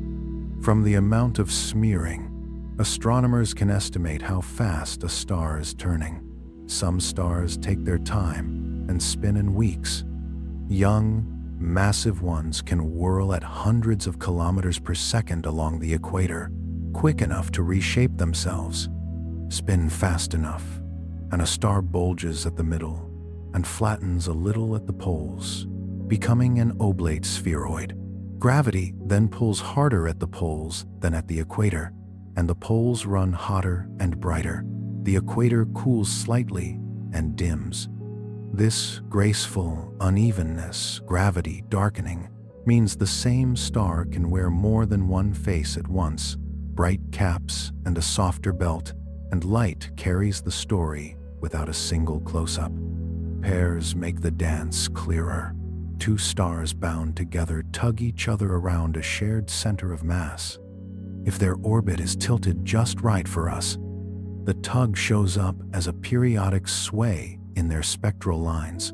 First a shift toward blue, then toward red, back and forth, with clockwork patience. These are spectroscopic binaries, and they're everywhere once you learn to listen. Sometimes you can see two sets of lines sliding past each other double-lined, two partners in the same song. Sometimes only one star is bright enough to show lines, and the unseen companion reveals itself only through the rhythm of the wobble single-lined, a duet sung by one audible voice and one firm hand. The same trick reveals worlds. A planet makes no glow of its own that we can easily see, but its gravity nudges its star into a tiny orbit. That back and forth motion paints a faint sinusoid across the star's spectrum, a few meters per second of color shift, a whisper inside the noise. Patient instruments catch that whisper. From its pace and amplitude, you can weigh the planet and measure its year. This is radial velocity detection, one of the first reliable ways we found other worlds, and it remains a quiet powerhouse. Stars also breathe. Some expand and contract in slow pulses, others ring with many overlapping vibrations. As their surfaces move in and out, spectral lines slide and change shape in repeating patterns. From those patterns, astroseismology, listening to starquakes, reveals interior structure, how sound travels through layers, how the core rotates, how convection cells rise and sink. Winds leave marks as well, streams of particles flowing outward that skew line profiles. Flares, magnetic tangles, and churning convection add small asymmetries and broadenings. Each motion leaves a distinct smudge or tilt. Even our sun carries this soft calligraphy. By mapping Doppler shifts across its face, solar observers track supergranules, watch sunspots drift, and measure how rotation varies with latitude. What looks like a steady point of light is rarely still. Stars spin, wobble, ripple, and travel. Spectroscopy turns that restlessness into readable steps, broad lines for spin, sliding lines for orbits, breathing lines for pulses, so a quiet spectrum becomes a dance chart. Planets, too, announce themselves in light. Imagine watching a star as a small, unseen traveler crosses its face. For a brief spell, the star's brightness dips by a fraction of a percent, then returns. If the dip repeats on a schedule, you can time the orbit. If the dip is deeper, the planet is larger. If it lasts longer, the path is wider or the star is smaller. This transit method is wonderfully simple, a clockwork flicker measured by steady detectors. Space telescopes designed to stare and wait, watching tens of thousands of stars at once, have turned those tiny eclipses into catalogs of worlds. The method is picky about geometry. The orbit must line up just so. But cast a wide net, and enough systems oblige. What one method cannot see, another can. Radial velocity hears a planet's tug whether or not it passes in front of the star. Combine the two, and a world's nature sharpens. The transit gives you size. The wobble gives you mass. Together they give density. Rock or gas or something in between emerges from a pair of quiet measurements. That is how hot Jupiters, racing around their stars in days, super Earths with hefty gravities, and temperate worlds in wider orbits, moved from hunches to lists. Some transits carry more than a shadow. A sliver of starlight slips through a planet's atmosphere before reaching us, picking up faint spectral fingerprints along the way. Transmission spectroscopy teases those fingerprints out. A dip at sodium here, a whisper of water vapor there, a suggestion of carbon dioxide, methane, or other molecules. Most signals are small and hazy, but they are readable, with instruments tuned for infrared and cooled to listen. Bit by bit, the atmospheres of other worlds come into focus, cloudy, clear, metallic, steamy, long before we can photograph their surfaces. There are other doors that light opens. Gravitational microlensing notices a planet when a foreground star briefly magnifies a background star and the planet adds a tiny extra bump to the brightening. Direct imaging, difficult but improving, catches the faint warmth of young, wide-orbit planets with starlight carefully blocked. Astrometry is the patient art of seeing a star's position shift on the sky from a planet's pull. Each technique has its favorite kinds of targets. Together they make a truer census. All these worlds imply something generous. If ordinary stars frequently host planets, and many systems carry multiple, then the galaxy is a crowded, varied place. Icy giants, lava-swept rocks, puffy sub-Neptunes, compact families locked in resonant beats, perhaps quiet, blue and white planets under soft suns. We meet them not by going there, but by letting light tell us they exist. Rewind far beyond any living world and the scene changes. In the first minutes after the universe began to expand and cool, matter was simple. Protons, neutrons, electrons, merging into the lightest nuclei. The result was a chemically spare cosmos. Hydrogen in abundance, helium in a strong second, and only a trace of lithium. No carbon, no oxygen, nothing you could stack into a planet or stir into a cell. That simplicity did not last. Gravity gathered gas into the first stars, massive and short-lived. In their cores, hydrogen fused into helium.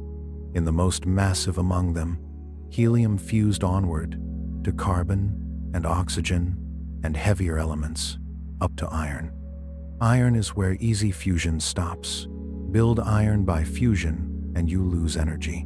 When an iron core grows too large, the star can no longer support its weight. Collapse follows, sudden and fierce. In moments, the core implodes and rebounds. The star explodes as a supernova. In that blast, and in related cataclysms, neutrons flood through atoms and the heaviest elements are forged. Gold, platinum, uranium treasures made in violence and thrown wide. The debris mixes with surrounding hydrogen and helium, seeding the gas between stars. New stars form from that enriched material. They inherit trace amounts of carbon, nitrogen, oxygen, and more. Those are second-generation stars. With each cycle, birth, burn, death, mixing the average abundance of heavy elements rises, planets form more readily. Chemistry becomes complicated enough to resemble life's pantry. We know this not because we have scooped the ashes of ancient suns, But because their light carries the recipe, spectra of old stars show very few heavy element lines. Spectra of younger stars show more. In astronomy's shorthand, everything heavier than helium is called a metal. It's a simplification, but a useful one. Measure a star's metallicity, and you learn when and where in the cosmic cycle it likely formed. Very old, metal-poor stars preserve a memory of the time before enrichment. Younger, metal-rich stars betray many rounds of stellar life before them. Across galaxies near and far, these fingerprints line up with the story gravity and fusion predict. The light is consistent with the tale of how the periodic table spread. Not all of the deepest past is hidden. The hydrogen Lyman alpha line, shifted by expansion into infrared light, marks galaxies so distant that their glow began when the universe was new. A forest of Lyman absorptions in quasar spectra maps gas clouds strung along the line of sight, tracing the scaffolding of structure long before those clouds collapsed fully into stars. Lines from oxygen and carbon in young galaxies prove that at least one generation of stars has already lived and died there. Even the microwave afterglow of the early universe, the background against which all else shines, carries small patterns in its spectrum and temperature that agree with the measured abundances of hydrogen and helium. Theory and observation meet again in light. Return to motion, because stars do not only circle, they also spin in place. A rotating star's signature is painted onto every line by the blend of blue-leaning light from the limb coming toward us and red-leaning light from the limb moving away. The faster the spin, the wider the brushstroke. That width, corrected for the angle at which we view the star, yields a rotation speed. Fast rotators bulge. Bulging changes gravity's pull across the surface and sculpts the temperature. Hotter poles, cooler equator. In some stars, the difference is so strong that if you view them pole-on, they look bluer and brighter than if you view them edge-on. The spectrum contains the orientation as well as the speed, if you look closely enough. Binary orbits add their own geometry lessons. A nearly edge-on pair may eclipse, producing dips in brightness that give sizes and separations with exquisite accuracy. The same system's spectral lines swing in opposite directions, and the two measures together yield masses one of the most precious numbers in stellar physics. Where the companion is too dim to show its own lines, the single-lined wobble still delivers the primary star's motion and hints at the secondary's heft. Many of the first stellar mass black holes were found this way. A bright star pulled around by something dark and heavy, its spectral rhythm betraying an invisible partner. Pulsations are not always simple up and down breaths. Some stars ring with many modes at once. Each mode digs to a different depth. The sum is a complex, repeating pattern. With careful analysis, you can invert that pattern to learn the star's interior, how fast the core rotates compared with the surface, how stiff or fluid different layers are, where chemical boundaries lie. The technique works for the Sun with astonishing detail, and for distant stars with surprising reach. In each case, the line of sight velocities, encoded as tiny shifts of spectral lines across the star's face or across time, are the raw material. Light is the stethoscope. The star provides its own heartbeat. Even the rougher weather has signatures. Outflows carve blue shifted notches where wind plucks at the spectrum. Magnetic fields split lines into close components, a gentle Zeeman pattern that widens with field strength and orientation. High surface gravity squeezes lines. Low gravity loosens them. Collisions in dense gas smear levels and broaden features. Turbulence adds its own soft width. No single mark shouts, but together They compose a scene that can be read calmly and correctly by matching patterns. Exoplanets, for their part, continue to multiply as we read. A light curve dotted with small, regular dips says one thing. Spectral lines that sway with the same period say the same thing a different way. Combine them, and you learn density. Add heat glow before and after a transit, and you learn how the day side radiates. Watch the eclipse in many colors, and you sketch an atmosphere. Sometimes the transit depth changes with wavelength in a way that names clouds or hazes. Sometimes the spectral lines of a planet's atmosphere can be cross-correlated directly with model templates, pulling a faint pattern out of the noise. Each advance is simply a more refined way to let light tell you what it already knows. None of this demands hurry. The universe took a long time to write these messages. Hydrogen and helium came first, then stars, then heavier elements, then planets, and finally the kinds of chemistry that could wonder at their own origins. Along the way, rotational smears, orbital sways, pulsing beats, and red-shifted whispers accumulated in the glow. We built mirrors and gratings, and detectors that could hold those whispers without squeezing them, and methods that could translate without adding decoration. When a line slides, we call it motion. When a line widens, we call it spin or pressure. When a line appears where only hydrogen should be, we call it enrichment. When a dip repeats, we call it a planet. Metallicity, the share of heavy elements in a star, works like a quiet birth certificate. Rich in metals means the star was born after many cycles of stellar living and dying had already salted the cosmos. Poor in metals points to an older origin story.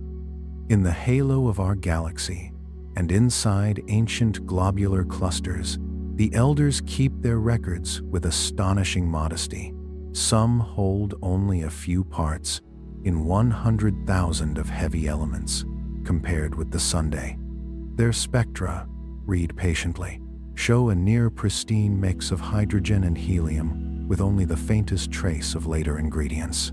They are chemical fossils, preserving the flavor of the early universe. Lay those metallicities on a map and a timeline appears. Younger stars in the disk tend to be richer. Older stars in the bulge and halo are leaner. The gradient hints at how the Milky Way assembled itself over billions of years, building inside out, mixing gas, forming stars, enriching the medium, and doing it again. The same reading works beyond home. In the Magellanic Clouds, in Andromeda, and in more distant companions, spectra sketch different tempos of chemical growth. Some galaxies build heavy elements quickly, others linger, and the light tells on each of them without raising its voice. Even the space between stars speaks if you listen with the right instruments.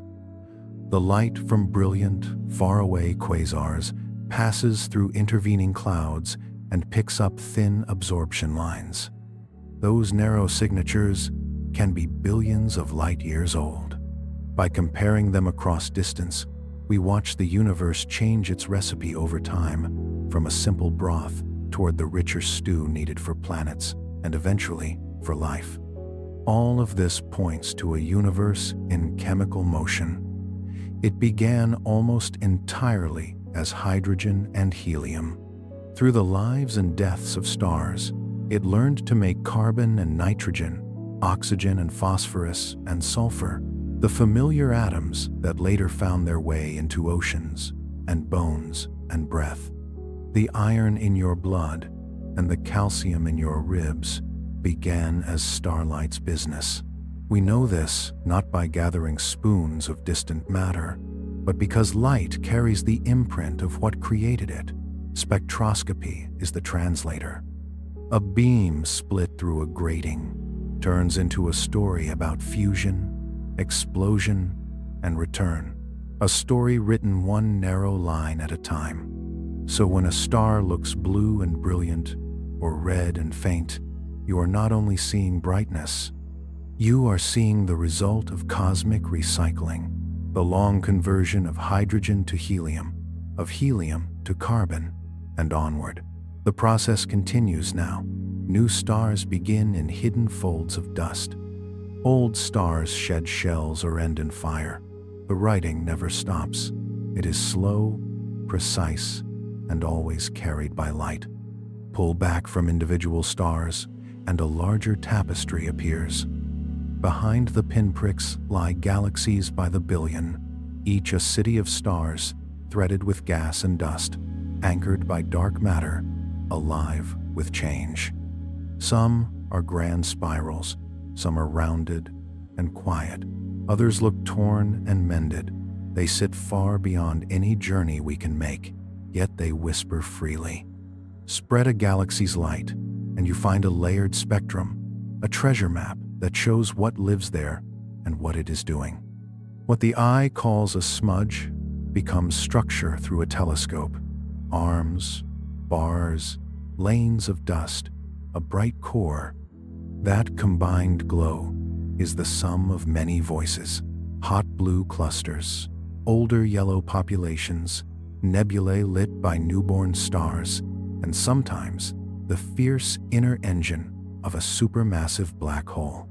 The spectrum separates them. Blueward slopes and strong emission lines tell of active star formation. Redder light and older absorption features tell of settled, aging populations. Galaxies midway between those moods keep evidence of transition, a recent burst or a slow quenching of gas. Gas is not silent. Where young stars pour out ultraviolet light, nearby hydrogen wakes and answers with its own glow. The deep red H-alpha line near 656 nanometers paints nurseries along spiral arms, in rings, and in scattered knots. Map a galaxy in H-alpha, and you see where new suns are lighting their rooms. Other lines speak for oxygen, nitrogen, sulfur. Compare their strengths, and you estimate enrichment. Active star-forming galaxies tend to be more metal-rich because stars make metals and return them to the interstellar medium. By reading galaxies at different distances, which means different times, you watch enrichment progress across cosmic history. Distance stretches color. The farther a galaxy, the more its spectrum is shifted toward red by the expansion of space. That shift is not only a measure of remoteness, it is a time label. Light from a galaxy 5 billion light-years away left when Earth's oceans were quiet and fish had yet to appear. Nearby galaxies often look tidy. Farther ones look busier, with irregular shapes, colliding flows, and frantic star formation. Those are the baby pictures, a record of how order grew from the early roughness. Some galaxies are loud in the best way, their cores lit by matter spiraling into central black holes. Active galactic nuclei can outshine their hosts. Their spectra display broad emission lines from gas moving at dizzying speeds and signatures of elements pushed to high energies. Follow those lines as they thicken and taper, and you can estimate how fast the gas orbits, infer the mass of the black hole, and watch changes that echo the turbulence of the accretion disk. Jets and radio lighthouses sometimes accompany the show, but the key remains the same. Light is the courier. Spectroscopy is the reader. Even in quiet galaxies, motion is written in color. One side of a rotating disk leans blue, the other red. From that gentle gradient, we recover a rotation curve. At the edges, the speeds stay high instead of falling, as visible matter alone would predict. This persistent mismatch is one of the clearest signs that most of a galaxy's mass is dark, unseen, but felt. Again, Light does the work. We see only stars and gas, but the way they move tells us about something more. The distances involved are vast. Some of the systems we have read in detail lie more than 10 billion light-years away. Their glow, left when the universe was young, crossed time, and arrived calm enough for our instruments to separate into fine lines. We do not travel to them. We let their light do the traveling and meet it with care. Stars do not last forever. After long spans of fusing and shining, some slip away quietly, and some end with force enough to change a galaxy's night. A supernova does not flick on and off. It surges to a peak and then fades, its light curve rolling down through weeks and months. Split that light during the rise and fall, and you get a moment-by-moment record of change, a colored diary of elemental birth and motion. There are families within these endings. One path belongs to massive stars, at least 8 times the sun's mass. When such a star runs out of fuel, the core collapses, gravity wins. The rebound and shock launch a catastrophe we call a core collapse supernova. Hydrogen remains in the outer layers, so hydrogen's signatures show up strongly in the spectrum. Another path belongs to dense remnants called white dwarfs in a close pair. A white dwarf can gather matter from its companion until it reaches a critical weight. Support fails. A thermonuclear flame races through the star. The explosion leaves little hydrogen in the spectrum, but shows strong silicon early on. The details matter because each type produces and ejects different elements and serves different roles in the galaxy's chemistry. Watch the lines before, during, and after the blast, and you learn what unspooled early on. Broad absorption features reveal outer layers, speeding outward at thousands of kilometers per second. Later, as the ejecta thin, emission lines emerge from deeper, slower gas. The shapes shift and narrow. Elements appear and fade in sequence, each taking a turn as temperatures and densities change. The light curve traces the energy deposited by radioactive isotopes created in the explosion. Read together. The spectrum and the curve let you weigh the event, sort its type, and count what it made. Metallicity returns here in a different guise. Populations rich in old, metal-poor stars produce different mixes of supernova types than regions teeming with young, metal-rich stars. Over time, those differences sculpt the chemical makeup of a galaxy. Iron from one family, oxygen and magnesium from another, calcium from still another. The ratios in stellar populations and in gas echo the past rate of star formation and the depth of a galaxy's wells and winds. Again, the diagnosis is gentle. Compare the heights and widths of lines. Compare their positions. Lay them against simple models and adjust. The universe answers when you use its language. All these threads join in a single, soft principle. Light leaves where it is born, with signatures of temperature and motion and composition woven into its spectrum. Space stretches some of those signatures. Gas along the way adds its own threads. Gravity bends the path, but not the message. After a long flight, a telescope gathers the glow, a spectrometer spreads it, a detector records it, and a person reads it. From that reading, we learn when a star formed, how many heavy elements it inherited, how quickly it moves, whether it breathes, whether it orbits a companion, and where it is in its life. We learn whether a galaxy is building stars now or resting, whether its center is feeding, whether dust dims its light, whether dark matter holds its disk tightly. None of this requires special effects. It requires care and time, a prism or grating, a steady mirror, a calm night, a patient eye. The night sky looks quiet, and that quiet is real. Inside it, everything is moving and changing.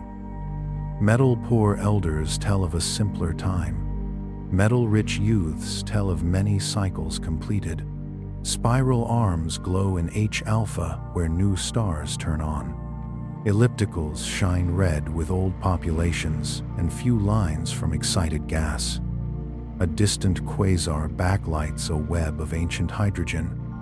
A core collapse blast writes hydrogen and helium, oxygen and neon. A white dwarf's fire writes silicon and iron. Your body organizes those same elements into breath and thought. When a supernova goes off, its light races to a peak in only a few days. The first spectra look nothing like the tidy, needle-thin lines of a calm star. Everything is stretched and softened, as if the pen that drew it were trembling. The outer layers rush outward at tens of thousands of kilometers per second, and that speed smears absorption lines into wide, shallow troughs across the colors. The width itself becomes a quiet ruler, letting us read how fast the material is flying. In a Type II supernova, one early landmark is the deep red hydrogen alpha line. You may know it from nebulae and star-forming regions, but here the same line is warped and thickened by the chaos of the blast. As the shock runs outward and the expanding gas thins, those hydrogen features change and other voices enter. In Type Ia events, the early spectra often show strong lines of singly ionized silicon, a reliable signature for a white dwarf that has been fed to a critical point and ignited. Silicon present, hydrogen absent. That pairing is enough to name the culprit. As days pass and the fireball cools, the heavyweights step forward. Iron, nickel, cobalt. These are not leftovers from the surface. They are being made in the furnace, at temperatures of billions of degrees, with nuclei slammed together until new elements lock into place. The iron in your blood and the calcium in your bones likely began in moments like these, in an ancient blast that dimmed long before Earth congealed. By recording spectra night after night, astronomers assemble a chemical timeline. At first, you hear the outer layers, hydrogen and helium and whatever the star wore near its skin. Later, the spectrum cuts deeper, and you can watch the stage hand off from silicon and sulfur to iron and cobalt. Each element arrives on cue, plays its part, and fades, leaving the next to speak. When the glare subsides and the cloud drifts toward the dim, the spectrum changes again. This is the nebular phase. The light now comes from thin gas kept warm by radioactive decay. Nickel-56 becomes cobalt-56, and then iron-56. And that quiet chain provides energy that keeps the remnant glowing long after the blast. Emission lines dominate now, narrow and sharp. They do more than identify elements. Their shapes map where those elements sit in the growing shell. In these sparse conditions, we sometimes see forbidden lines, transitions so slow that in a laboratory they are usually interrupted by collisions. Space is patient, the gas is thin, the lines have time to happen. They are not disobedient, they are simply shy. With them, oxygen and neon and sulfur in the cooling cloud can be named. Spectra tell more than chemistry. They sketch geometry and motion. If the explosion tilts to one side, or if jets carve paths through the debris, line profiles lean or split. Small asymmetries become small shifts. From those marks, astronomers can reconstruct how the blast unfolded. On rare lucky nights, we catch a supernova very early, within hours or minutes of first light. Those spectra can show the shock breakout, the instant when the blast punches through the surface and the star flashes. It is the first page of a book we usually start in the middle. Even when the supernova itself is gone from sight, its light can echo. A bright flash reflects off nearby dust and arrives late, like a shout bouncing back from a canyon wall. By splitting the spectrum of that echo, we can study an old explosion from a new angle, sometimes decades after the event. The famous SN 1987A in the Large Magellanic Cloud has been watched for years. Its changing spectrum keeps teaching how ejected material meets its surroundings, how a remnant evolves, and how newborn elements mix into a galaxy's air. From the blinding rise to the whisper of a cooling shell, everything is written in light. Not just any light, but structured light you can read. The spectra do not only say what blew up, they say how it happened, when it happened, and what was made. A supernova ends a star's life and begins new possibilities, new elements, new planets someday. Long after the soundless blast, the fingerprints remain, still glowing, still explaining what the star became.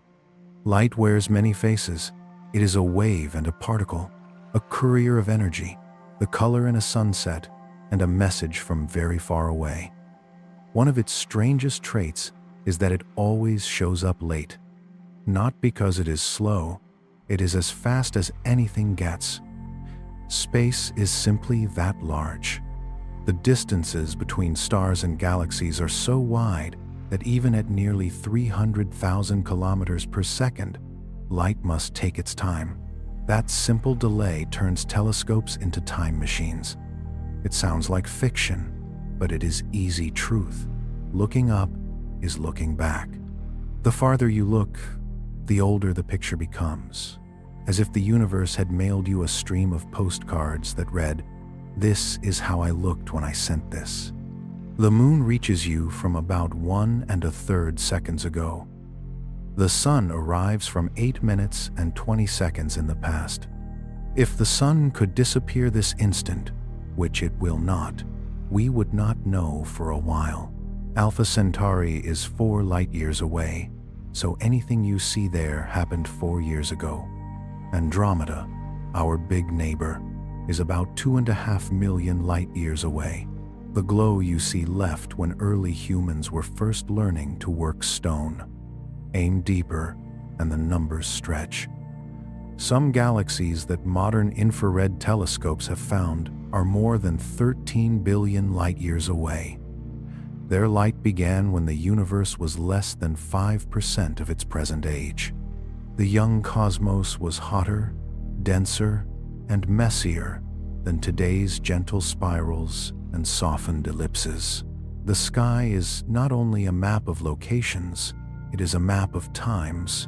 Every dot and smudge is a dated note. Every telescope, small or vast, is a patient collector of old messages.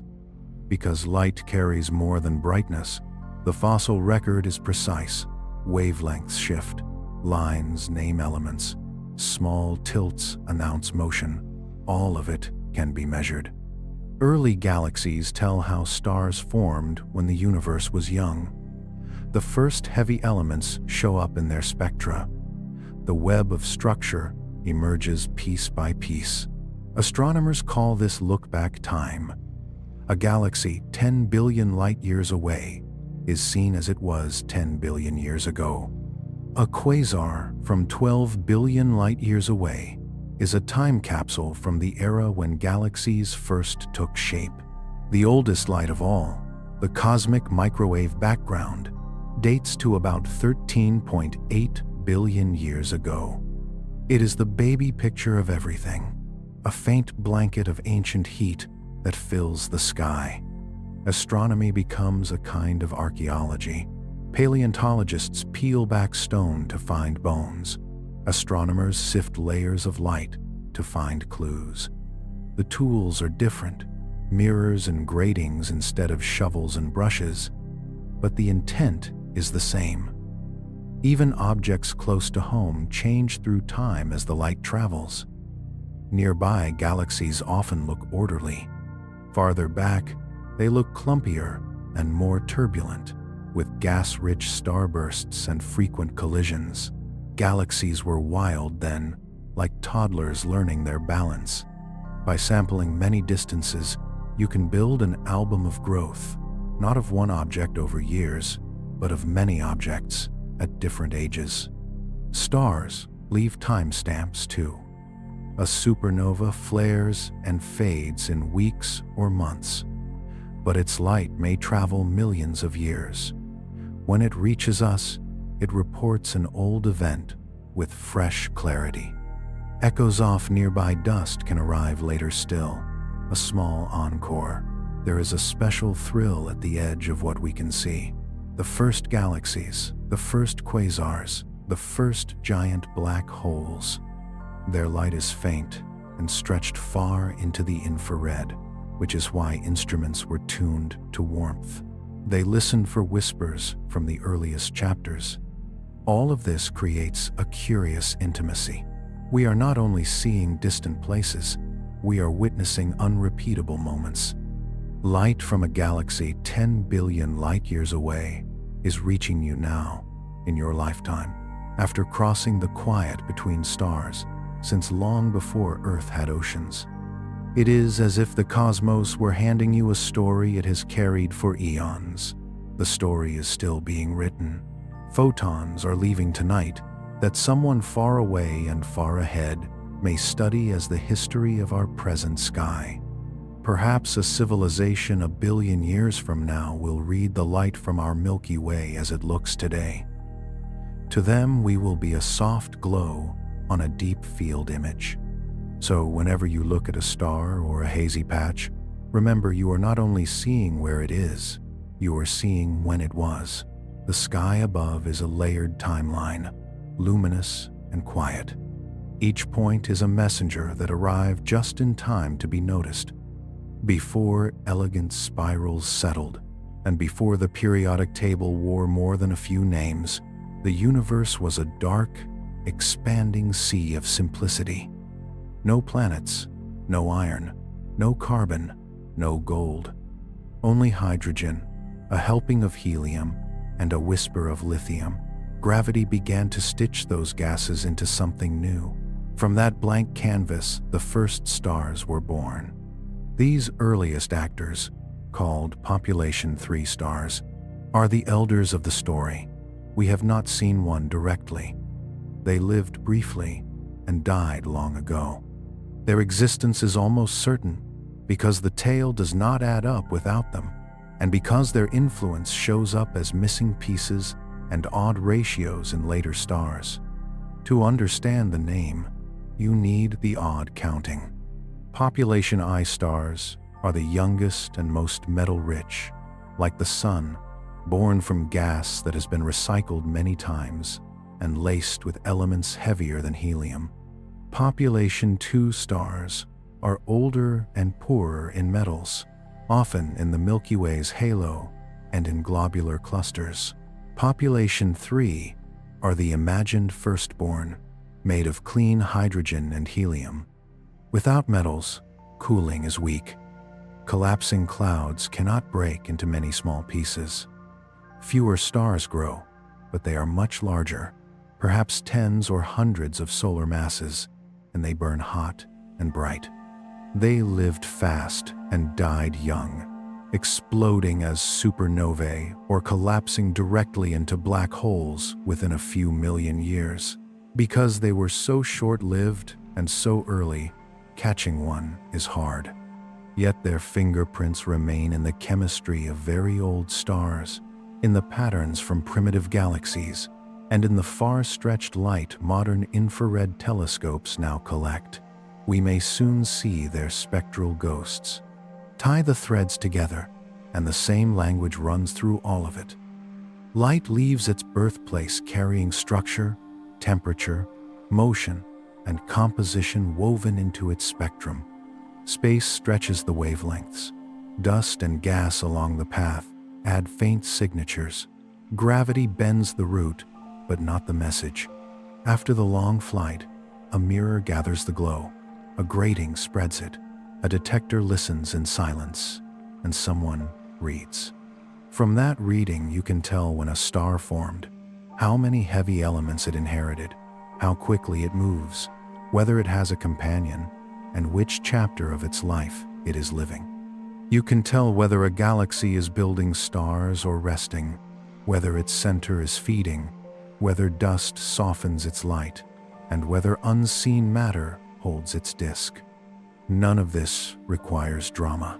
It asks for care and time, a clean prism or grating, a steady mirror, a calm night, a patient listener. The night is quiet, and that quiet is honest. Inside it, everything is moving and changing. Metal-poor elders speak for a simpler time.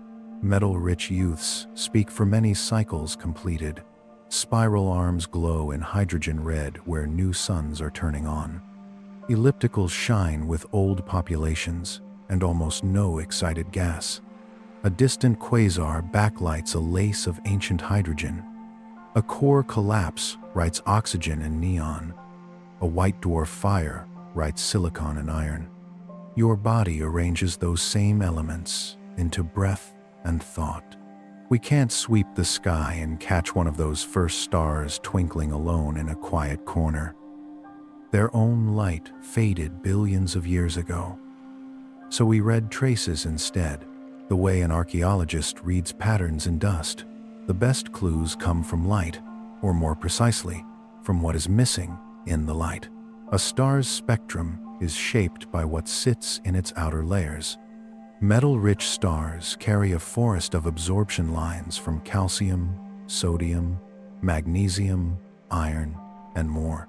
Metal-poor stars show fewer lines, and the ones they keep are shallow.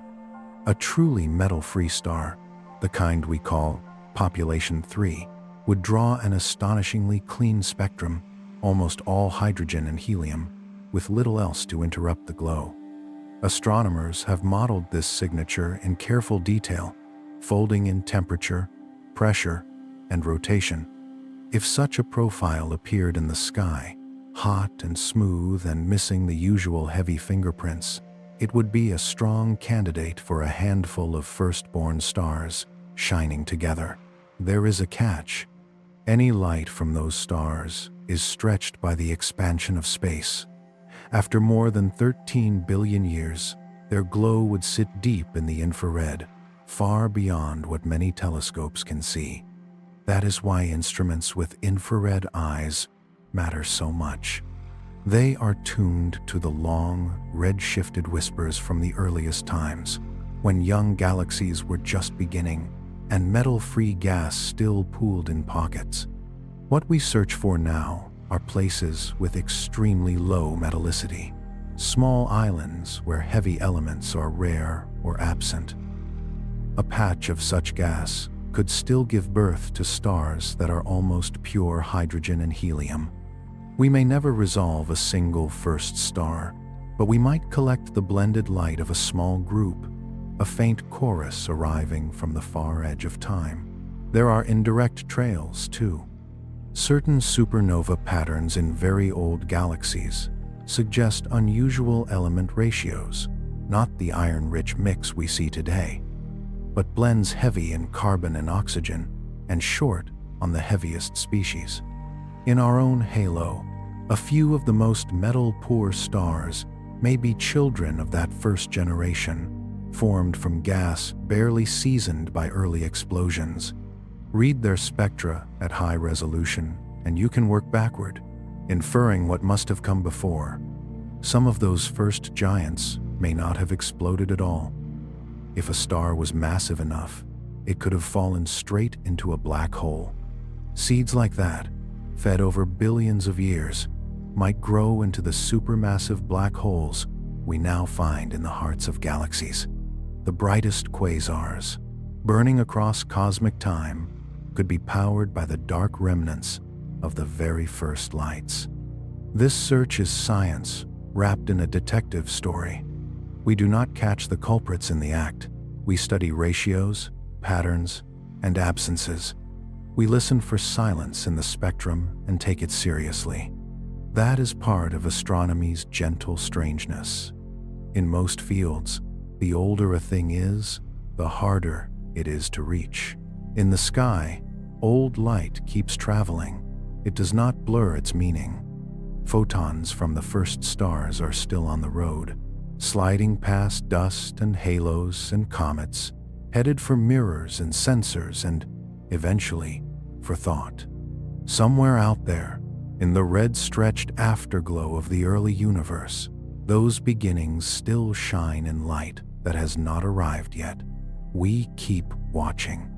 With every careful spectrum, we come a little closer to meeting our ancestors, not face to face, but light to eye. When that moment comes, it will feel less like a discovery shouted from rooftops and more like the universe clearing its throat and saying its first line again. And while we wait, the night above is already speaking. A star's color holds its temperature. Its spectrum is a list of ingredients. Small shifts in its lines reveal motion and spin and the tug of companions we cannot see. A whisper of dimming marks a planet. A brightening in deep red marks the birth of new stars. Even the background, faint and even, is a leftover warmth from the beginning. All of it travels as patience made visible. This is what makes the sky calming when you let it in. It is not a billboard. It is a conversation in photons. Learn the alphabet and it becomes a time machine, a thermometer, a chemistry set, a quiet map through space. From the first fires to the soft spirals that followed, light brings the news and asks only that we take our time. So tonight, if your room is dim and your breathing is slow, let the thoughts settle. The glow you see is a message. It left long ago and crossed dark miles to find you now. One photon, then another, each carrying a small truth about where it began. You do not have to remember the names or the numbers. Just rest inside the idea that the universe is not mute. It speaks softly, steadily, and it will keep speaking while you sleep. The stars know their lines. They will keep shining.